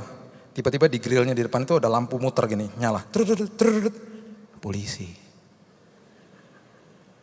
Dia hebat, dia gak pakai lampu di atas. Lampunya di depan, tapi saya gak tahu. Dan dia gak nyalip-nyalip, karena di pintu kanan kirinya ada tulisan polisi. Dia udah tahu tuh model-model kayak saya tuh. Yang gampang dikecoh dan gampang dipanas-panasin. Polisinya besar badannya, turun dari mobil. Deketin kaca saya. How are you? Good. You didn't know I was a policeman, huh? Kamu gak tahu saya polisi ya? Iya. Udah gak bisa ngomong. Iya, cepet banget. Buru-buru. Enggak sih. Kemakan sama saya tadi ya. Saya cepet-cepet di belakang kamu jadi panas juga ya. Young blood ya. Darah muda ya. Saya dikasih citation. Saya dikasih fine. Tahun 90-an loh. Kalau dikurs ke rupiah 3 juta. Besar. Besar. Dia bilang dalam 1 minggu kalau kamu gak bayar, kamu punya license itu, SIM kamu dicabut. Dan kalau kamu bawa mobil berani-berani SIM kamu dicabut, pidana kamu. Masuk penjara langsung, kalau ketangkep. Harus bayar dan kasih waktu 1 minggu. Kenapa? Karena taat kalau ada polisi aja. Saya punya temen duduk di sebelah saya di mobil mau ke rumah saya ya. Jadi masuk ke kompleks perumahan, udah dekat rumah saya dicopot seat beltnya. Kenapa kamu copot? Kan gak ada polisi. Seat belt itu dipakai untuk proteksi hidup, bukan untuk karena polisi. Kalau saudara berasal dari kota Medan, saudara pasti tahu di Medan itu ada sebuah kebiasaan yang unik ya. Jadi waktu saya sampai ke Medan dijemput sama mobil gereja. Jadi ada tulisan gerejanya di van-nya tuh di mana-mana. Supirnya ngomong gini waktu di lampu merah. Pak, mohon maaf Pak. Nanti kalau kita ada di sebuah persimpangan jalan ya. Itu biasanya persimpangan itu sepi Pak. Ya. Biasanya walaupun lampunya merah tapi persimpangannya sepi, mobil di belakang saya pasti klakson untuk saya jalan. Bener, sampai di persimpangan itu sepi, di klakson mobil, tin, woi jalan gitu, suruh jalan. Merah tapi kan. Nah ini Pak, ini kebiasaan gak bagus Pak di sini katanya. Mohon sabar ya Pak gitu. Oh ya gak apa-apa saya bilang gitu. Hebat juga ya Mas gak jalan ya gitu. Saya bilangnya Bang, Medan panggilnya Bang. Abang gak jalan hebat juga ya. Dia bilang gini, iya Pak, karena ini mobil gereja Pak. Ada tulisan gerejanya Pak. Tapi kalau saya bawa mobil pribadi saya Pak, oh ya saya jalan Pak. Lu ya gimana? Saya pikir ini orang integritasnya luar biasa orang gereja. Pengerjanya loh bukan sopirnya. Dia akan gereja. Tapi Pak kalau saya bawa mobil sendiri, jalan Pak. Sepi Pak. Gak bisa, makanya gak bisa kayak begitu. Ketaatan bukan dengan kondisi. Ketaatan untuk proteksi hidup saudara kok. Dan akan dibawa kepada kesempatan yang tepat. Yang terakhir. Ketaatan akan membawa saudara kepada orang yang tepat dalam hidup ini. Orang-orang tepat Tuhan akan bawa dalam hidup saudara. Lukas pasal yang ke-22 ayat yang ke-7 sampai 13 mengatakan begini. Maka tibalah hari raya roti tidak beragi, yaitu hari di mana orang harus menyembelih domba Paskah. Yesus menyuruh Petrus dan Yohanes, katanya pergilah persiapkanlah perjamuan Paskah bagi kita supaya kita makan. Dikasih instruksi nih sama Yesus. Mereka respon, Petrus dan Yohanes, kata mereka kepada Yesus, di manakah engkau kehendaki kami mempersiapkannya? Jawab Yesus, apabila kamu masuk ke dalam kota, kamu akan bertemu dengan seorang yang membawa kendi yang berisi air, ikutilah dia ke dalam rumah yang dimasukinya. Katakan kepada tuan rumah itu, guru bertanya kepadamu, di manakah ruangan tempat aku bersama-sama dengan muridku akan makan Paskah. Orang itu akan menunjukkan kepadamu sebuah ruangan atas yang besar, yang sudah lengkap. Disitulah kamu harus mempersiapkannya. Perhatikan ayat 13, mereka berangkat, Petrus dan Yohanes berangkat. Perhatikan kalimat ini, mereka mendapati semua seperti yang dikatakan Yesus kepada mereka. Lalu mereka mempersiapkan Paskah. Semua instruksi Tuhan akan membawa saudara kepada orang yang tepat. Alkitab tidak mendokumentasikan jam berapa, di persimpangan mana. Kunci daripada ayat ini adalah harus ketemu sama si pembawa kendi air. Kalau nggak ketemu sama si pembawa kendi air, mereka nggak akan sampai ke rumah itu. Kalau saudara ke Israel, kendinya warna-warna. Jadi pasti instruksinya lebih detail daripada ini. Sekarang kalau mau ketemu orang kan gampang, dulu nggak ada HP loh. Kalau sekarang ketemu kan gampang, Pak Billy yang mana Pak orangnya Pak? Gampang Pak, Bapak masuk ke dalam ruangan, pokoknya ada manusia seperti bohlam lampu ya itu saya Pak. Bapak masuk ke dalam ruangan Pak, yang ada kayak pentolan korek itu saya Pak. Oh iya ya Pak, langsung ketemu. Bapak yang mana Pak? Baju kotak-kotak Pak, duduk di ujung. Gampang, HP, dulu mana bisa. Kamu bawa kendi air, kamu di mana sekarang? Gak ada. Mereka bergantung sama instruksi Tuhan. Dan Alkitab dengan jelas mengatakan mereka mendapati semua seperti yang dikatakan Yesus. Karena semua yang dikatakan dia akan terjadi. Dan pasti terjadi. Itu yang namanya kesempatan. Itu yang namanya jejaring yang tepat yang Tuhan akan berikan dan bawa dalam hidup saudara. Saya nggak tahu saya pernah cerita ini apa kepada saudara. Tahun 2008 saya disuruh Tuhan untuk membuat convention, Christian convention pertama di Indonesia. Karena saya waktu itu sempat menjabat sebagai ketua asosiasi industri rohani di Indonesia. Tuhan bilang gini, kamu buat convention pertama, jadi seperti Pekan Raya Jakarta, tapi ketika orang masuk ke dalam itu semuanya barang-barang rohani. Di mana Tuhan? Berdoa, Istora Senayan.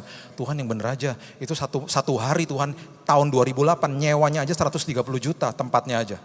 Gimana caranya Tuhan? Buat, saya panggil event organizer, saya nggak ngerti.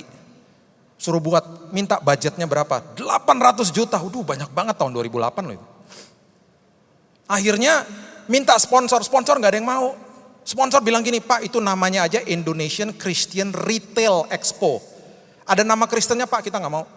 Nanti nggak mau produk kita, jasa kita diasosiasikan dengan Kristen. Udah pernah buat Pak sebelumnya? Belum, ya apalagi nggak mau Pak. Nggak ada track recordnya. Nggak ada sponsor yang mau. Ya tekorlah uangnya, kurang. Saya bilang gini, Tuhan aku nggak mau berhutang loh. Dan aku nggak mau minta-minta, aku bukan tipe kayak begitu. Seminggu sebelum acara dimulai tekor. Karena semua yang bayar stand gak akan bisa nutupin biaya keseluruhan. Gak bisa. 1 minggu sebelum acara dimulai ada teman baik saya lewat. Teman baik tapi udah lama gak ketemu. Lewat di Jalan Sudirman. Lihat umbul-umbul. Lihat banner-banner. Acara convention Kristen pertama. Dia cari tahu siapa yang ketuanya. Dapat nomor saya, telepon saya. Itu acara kamu yang di Istora? Iya. Udah beres semuanya? Udah. Keuangannya beres ya? Itu belum. Lu kenapa kamu gak ngomong dari tadi? Ya gak enak lah. Gini loh, aku nih dari seminggu udah digerakkan Tuhan pengen nabur dalam pekerjaan Tuhan. Tadi aku tergerak pas lewat di situ. Gini ya, besok kirim orang ke kantor aku tulis giro, aku tutupin semuanya. Jangan sebut nama aku. Tuhan kirim pembawa kendi air tepat pada waktunya tuh. Tepat pada waktunya. Acaranya selesai, 15.000 orang datang, tidak ada hutang. Dipanggil ke Amerika, dikasih acknowledgement, disuruh maju ke depan, dikatakan sama semua hadirin dari semua asosiasi di dunia. Kemarin Indonesia membuat convention yang pertama, itu adalah convention yang terbesar di Asia, mengalahkan Singapura, Korea dan lain sebagainya. Saya diminta untuk kasih kata-kata sambutan. Gimana Pak caranya Pak supaya menjadi terbesar? Saya bilang gini, bukan kuat dan gagah saya, bukan karena saya lebih cerdik, bukan karena saya lebih cerdas, semuanya karena time and chance, alaf dan taf, alfa dan omega, awal dan akhir, semuanya karena Yesus. Semuanya karena Tuhan. Semuanya karena kita harus mempersiapkan diri dan taat. Saya pulang ke Indonesia, saya lega, saya bilang Tuhan terima kasih, hutang lunas. Tuhan bilang ini enak aja. Itu kan baru yang pertama, siap-siap buat yang kedua. Tahun 2009 saya ke Mabes Polri minta izin lagi. Polisi bilang begini, teman-teman bilang, jangan Pak, ini tahun pemilu Pak, jangan Pak. Izin gak akan kami keluarkan, izin keramaian. Saya keluar dari Mabes Polri, hati saya bersuka cita. Tuhan kalau perlu tiap tahun pemilu, supaya saya gak usah buat lagi begini. Akhirnya gak bisa ngapa-ngapain, akhirnya dikasih tempat tahun 2012 sama Mall of Indonesia di Kelapa Gading. Kelapa Gading kalau saya pernah kasih tahu sama saudara kan ada 167 pintu gereja. 400 ibadah di sana. Itu tempatnya orang Kristen paling banyak di sana. Dikasih tempat sama pihak mall Pak, itu ada lower ground di depannya Carrefour, itu tempatnya besar Pak, kosong Pak. Dulu ya, sekarang udah jadi food court. Udah Pak, ambil Pak. Buat budgetnya lagi, segitu lagi. Dan gak ada sponsor lagi yang mau. Tapi karena udah ngalami Tuhan, saya lebih tenang tahun itu. Gak apa-apa Tuhan, aku serahkan sama Tuhan. Benar, seminggu sebelumnya ada seorang ibu pemilik sebuah grup konglomerat besar bilang gini, Pak, saya tabur Pak, itu acaranya menarik Pak, saya suka Pak, acara-acara kayak begitu. Dan sekali lagi, gak usah sebut nama saya Pak, jangan sebut nama saya. Acaranya kembali berhasil, yang datang 40.000. 40.000, sampai mallnya macet, udah gak ada tempat parkir. Saya dipanggil ke Amerika lagi 2 bulan setelah itu. Ada acara besar dengan Pak almarhum Reinhard Bonnke. Dan kali ini saya dapat penghargaan. Namanya Peter Gunter Award. Itu penghargaan tertinggi di industri rohani di dunia. Itu kalau Academy Award tuh Best Actor. Dikasih penghargaan, nih ada tulisannya nama saya di situ. Kenapa? Karena kemarin convention yang diadakan yang kedua, itu bukan terbesar di Asia lagi, terbesar di dunia Pak katanya. Mengalahkan Amerika, mengalahkan segala macam dan lain-lain sebagainya. Dikasih tahu lagi, gimana Pak caranya Pak? Kembali lagi kata-kata saya sama. Semuanya bukan karena saya lebih cerdik, lebih cerdas, lebih berhikmat, lebih kuat. Bukan, semuanya karena Tuhan. Saya pulang ke Indonesia, Itu piagam, itu penghargaan ada di kolong meja saya sampai hari ini. Saya menghormati siapa yang ngasih. Tapi saya tidak akan pernah pajang di tembok saya karena ada nama Billy Lantang di situ. Kalau itu nggak pernah dirubah jadi nama Yesus Kristus, saya tidak akan pernah pajang. Karena acara itu berhasil bukan karena saya. Acara itu berhasil karena Yesus. Karena Tuhan mempertemukan dengan kesempatan yang tepat. Tuhan mempertemukan dengan orang yang tepat pada waktunya. Time and chance. Yang penting tabur ketaatan, tabur persiapan. Ayat terakhir saya berikan kepada saudara, Roma 8 ayat 28. Roma 8 ayat 28 ayat yang sangat populer. Saya mau saudara baca bagian yang pertama ya dengan keras, nanti saya teruskan. Kita tahu kapan saudara 2-3 yang keras? Sekarang, lebih keras lagi 2-3 kita tahu kapan? Sekarang, kita tahu sekarang bahwa Allah turut bekerja dalam segala sesuatu, mendatangkan kebaikan bagi mereka yang mengasihi Dia. Yaitu bagi mereka yang terpanggil sesuai dengan rencana Allah. Kita suka ayat ini ya. Perhatikan kalimat yang tadi ya. Kita tahu kapan? Sekarang. Makanya saya berkali-kali katakan kalau melewati yang namanya perjalanan iman, saudara buka lagi khotbah saya yang lalu, ada 6 pertanyaan, gak usah ditanya-tanya sama Tuhan. Apa, kemana, kapan, bagaimana caranya, kenapa, dan berapa lama. Itu pertanyaan yang sah. Gak usah tanya-tanya begitu sama Tuhan, minta pimpinan aja sama Tuhan. Minta pimpinan. Karena selagi dalam perjalanan, dia sedang merangkai hal-hal indah dalam hidup saudara. Ketika dalam perjalanan dia sedang membawa ini masuk ke sini. Kesempatan ini dia bawa, orang-orang ini dia bawa masuk ke dalam perjalanan itu. Gak usah tanya-tanya. Ribet nanti. Saudara juga tidak akan ngerti. Karena the mind of Christ, pikiran dia bukan pikiran saudara. Rancangan dia bukan rancangan saudara. Nanti saudara akan terkaget-kaget sendiri. Saya pernah saksikan di tempat ini, saya hampir meninggal beberapa kali bulan Januari. Itu kejadiannya selalu Senin, Selasa, Rabu, Kamis. Anak saya yang waktu itu duduk di bangku SMA di Singapura, dia selalu datang keluar dari asrama itu selalu Jumat, Sabtu, Minggu. Setelah selesai kelas terakhir, hari Jumat dia berangkat dari asramanya, dia duduk di kamar saya, dia belajar. Karena mau menghadapi ujian akhir. Jadi ketika dia datang, selalu Jumat, Sabtu, Minggu, saya dalam kondisi fit. Saya lagi nonton TV, lagi makan coklat, lagi pokoknya fit. Sampai-sampai saya bilang sama istri saya, jangan kasih tahu apa yang terjadi kemarin. Beberapa kali itu terjadi dan selalu Senin sampai Kamis. Seperti Tuhan butakan dia. Jadi ketika dia datang, dia duduk di samping saya, dia belajar dengan baik, dia ketawa-ketawa dan lain sebagainya. Alhasil angkanya bagus. Angkanya baik, angkanya terbaik waktu dia lulus. Bulan Mei saya dapat email dari Biola University dari Amerika. Rektornya email saya. Dia katakan, Pak, dengan bangga kami berdasarkan hasil ujian anaknya, kami memberikan beasiswa bagi anak Bapak. Kirim ke sini segera. Waktu dalam proses keberangkatan saya kasih tahu sama dia. Kamu tahu kemarin waktu di Singapura itu Dedi beberapa kali hampir meninggal. Kondisi sangat kritis. Tapi Tuhan butakan dan kamu gak tahu. Dia nangis, kenapa gak dikasih tahu? Kalau aku kasih tahu kamu dan kamu tahu, kamu pasti gak bisa belajar, pasti angkamu jeblok. Tapi karena Tuhan sudah merangkaikan yang terbaik, sekarang kamu dapat beasiswa dan dengan bangga kita bisa katakan, sekarang aku ngerti bahwa segala sesuatunya bekerja sama mendatangkan kebaikan bagi aku. Sekarang aku tahu bahwa segala sesuatunya terjadi dan Tuhan merangkaikan yang indah bagi aku. Jadi gak apa-apa kalau mau melewati perjalanan hidup ini di tahun 2020, tenang aja. Nanti setelah sampai di ujung, dengan bangga saudara bisa katakan, sekarang aku tahu Tuhan, bahwa segala sesuatunya bekerja sama. Kesempatan demi kesempatan, orang demi orang, Tuhan rangkaikan dengan indah, pertemukan dalam hidupku. Sehingga ada keberhasilan demi keberhasilan yang terjadi. Dan ketika itu pun terjadi, dengan bangga aku katakan, itu bukan karena kuat dan gagahku, itu semua karena kairosnya Tuhan, waktunya Tuhan. Berikan tepuk tangan kita untuk Tuhan kita. Terima kasih Tuhan. Terima kasih Tuhan, mengucap syukur buat hari ini. Berterima kasih kami belajar Tuhan ketika kami menabur persiapan, menabur ketaatan, tidak tunda ketaatan. Kami akan dipertemukan dengan kesempatan yang tepat dari Tuhan. Kami akan dipertemukan dengan orang-orang yang tepat dari Tuhan. Dan setelah semuanya terjadi, dengan bangga kami bisa katakan bukan karena kami lebih cerdik, lebih cerdas, lebih kuat. Itu semuanya karena time and chance, waktu dan kesempatan, alfa dan omega, awal dan akhir, semuanya karena Engkau. Terima kasih Tuhan, kami juga dengan bangga bisa katakan sekarang kami ngerti Tuhan, bahwa segala sesuatunya bekerja sama, mendatangkan kebaikan bagi kami. Kami mau ada di dalam waktu-Mu, kami mau ada di dalam kairos-Mu. Tolong kami Tuhan supaya ketaatan kami bukan dengan kondisi. Kami taat karena kami tahu bahwa kami bukan kejar-kejar mujizat, bukan kejar-kejar yang lain. Kami taat karena itu untuk memproteksi hidup kami. Kami tidak mau tunda ketaatan. Karena nanti prosesnya akan makin lama Tuhan. Kami gak mau tunda ketaatan. Kami gak mau kehilangan kesempatan di dalam Tuhan. Seperti gadis-gadis yang bodoh. Tapi kami seperti Maria Tuhan. Tidak ada duanya.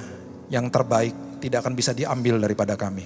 Masuk ke dalam kesempatan demi kesempatan. Terima kasih Tuhan, meteraikan firman ini. Tahun 2020 kairos Tuhan terjadi sama jemaat Nginden. Sampai di ujung tahun ini mereka dengan bangga bisa katakan, aku berhasil. Semuanya karena Tuhan. Semuanya karena kairos, semuanya karena waktu Tuhan. Di dalam satu nama, Yesus Kristus Tuhan kami. Kami sudah berdoa dan kami akan menatap keberhasilan di depan kami dengan Yesus. Kita sama-sama katakan, amin. Haleluya. Tiba saatnya kita akan mendapatkan kesempatan untuk memberikan persembahan yang terbaik bagi Tuhan. Mari kembali bersama kita tundukkan kepala, bersatu hati, kita berdoa. Tuhan Yesus, terima kasih buat kebenaran firman-Mu di siang hari ini Tuhan. Materaikan firman-Mu bagi setiap kami. Dan kami bersatu hati, kami berdoa bagi hamba-Mu. Kau memberkati pelayanannya Tuhan, Kau memberkati keluarganya, Kau memberkati juga kesehatannya Tuhan. Terima kasih Bapa. Dan sebentar kami akan mendapatkan kesempatan untuk memberikan persembahan. Tuhan, kami rindu, kami mau terus menyenangkan hati-Mu. Kami memberi persembahan kami ini yang terbaik dengan penuh sukacita. Semua ini karena kami sungguh mengasihi Engkau. Terpujilah nama Tuhan di dalam nama Tuhan Yesus. Haleluya. Amin. Sambil memberikan persembahan, saya mengundang bagi orang tua yang akan menyerahkan anaknya, bisa langsung maju ke sebelah kiri mimbar. Tuhan Yesus memberkati.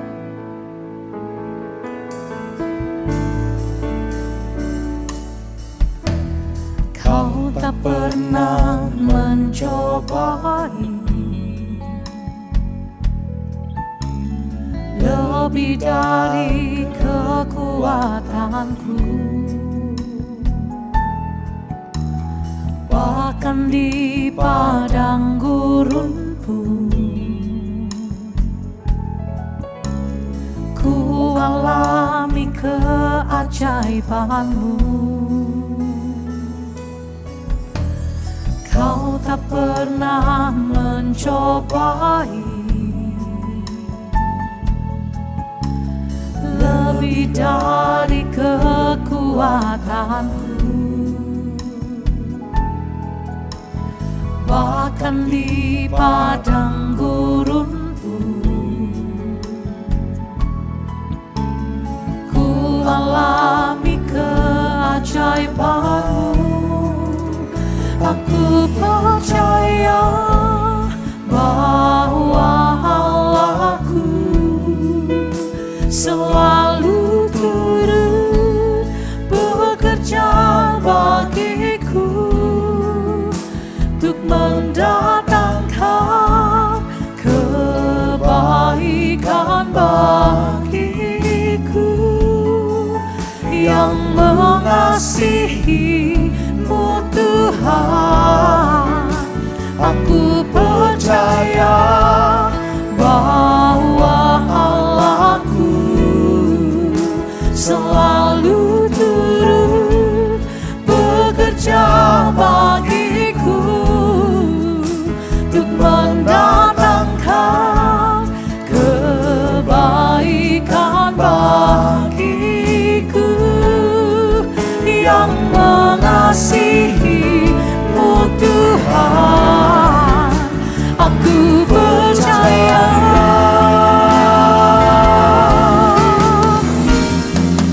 Aku percaya bahwa Allahku selalu turut bekerja bagiku untuk mendatangkan kebaikan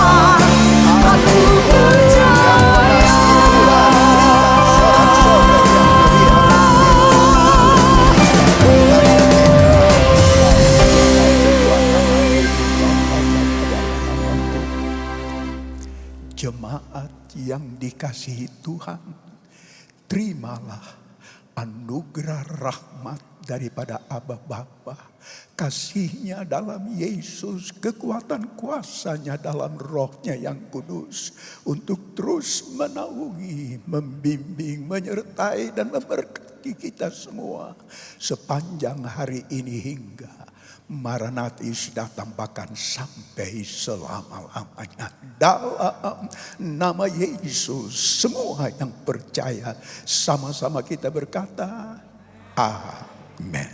Selamat siang, Tuhan Yesus sertai dan berkati saudara.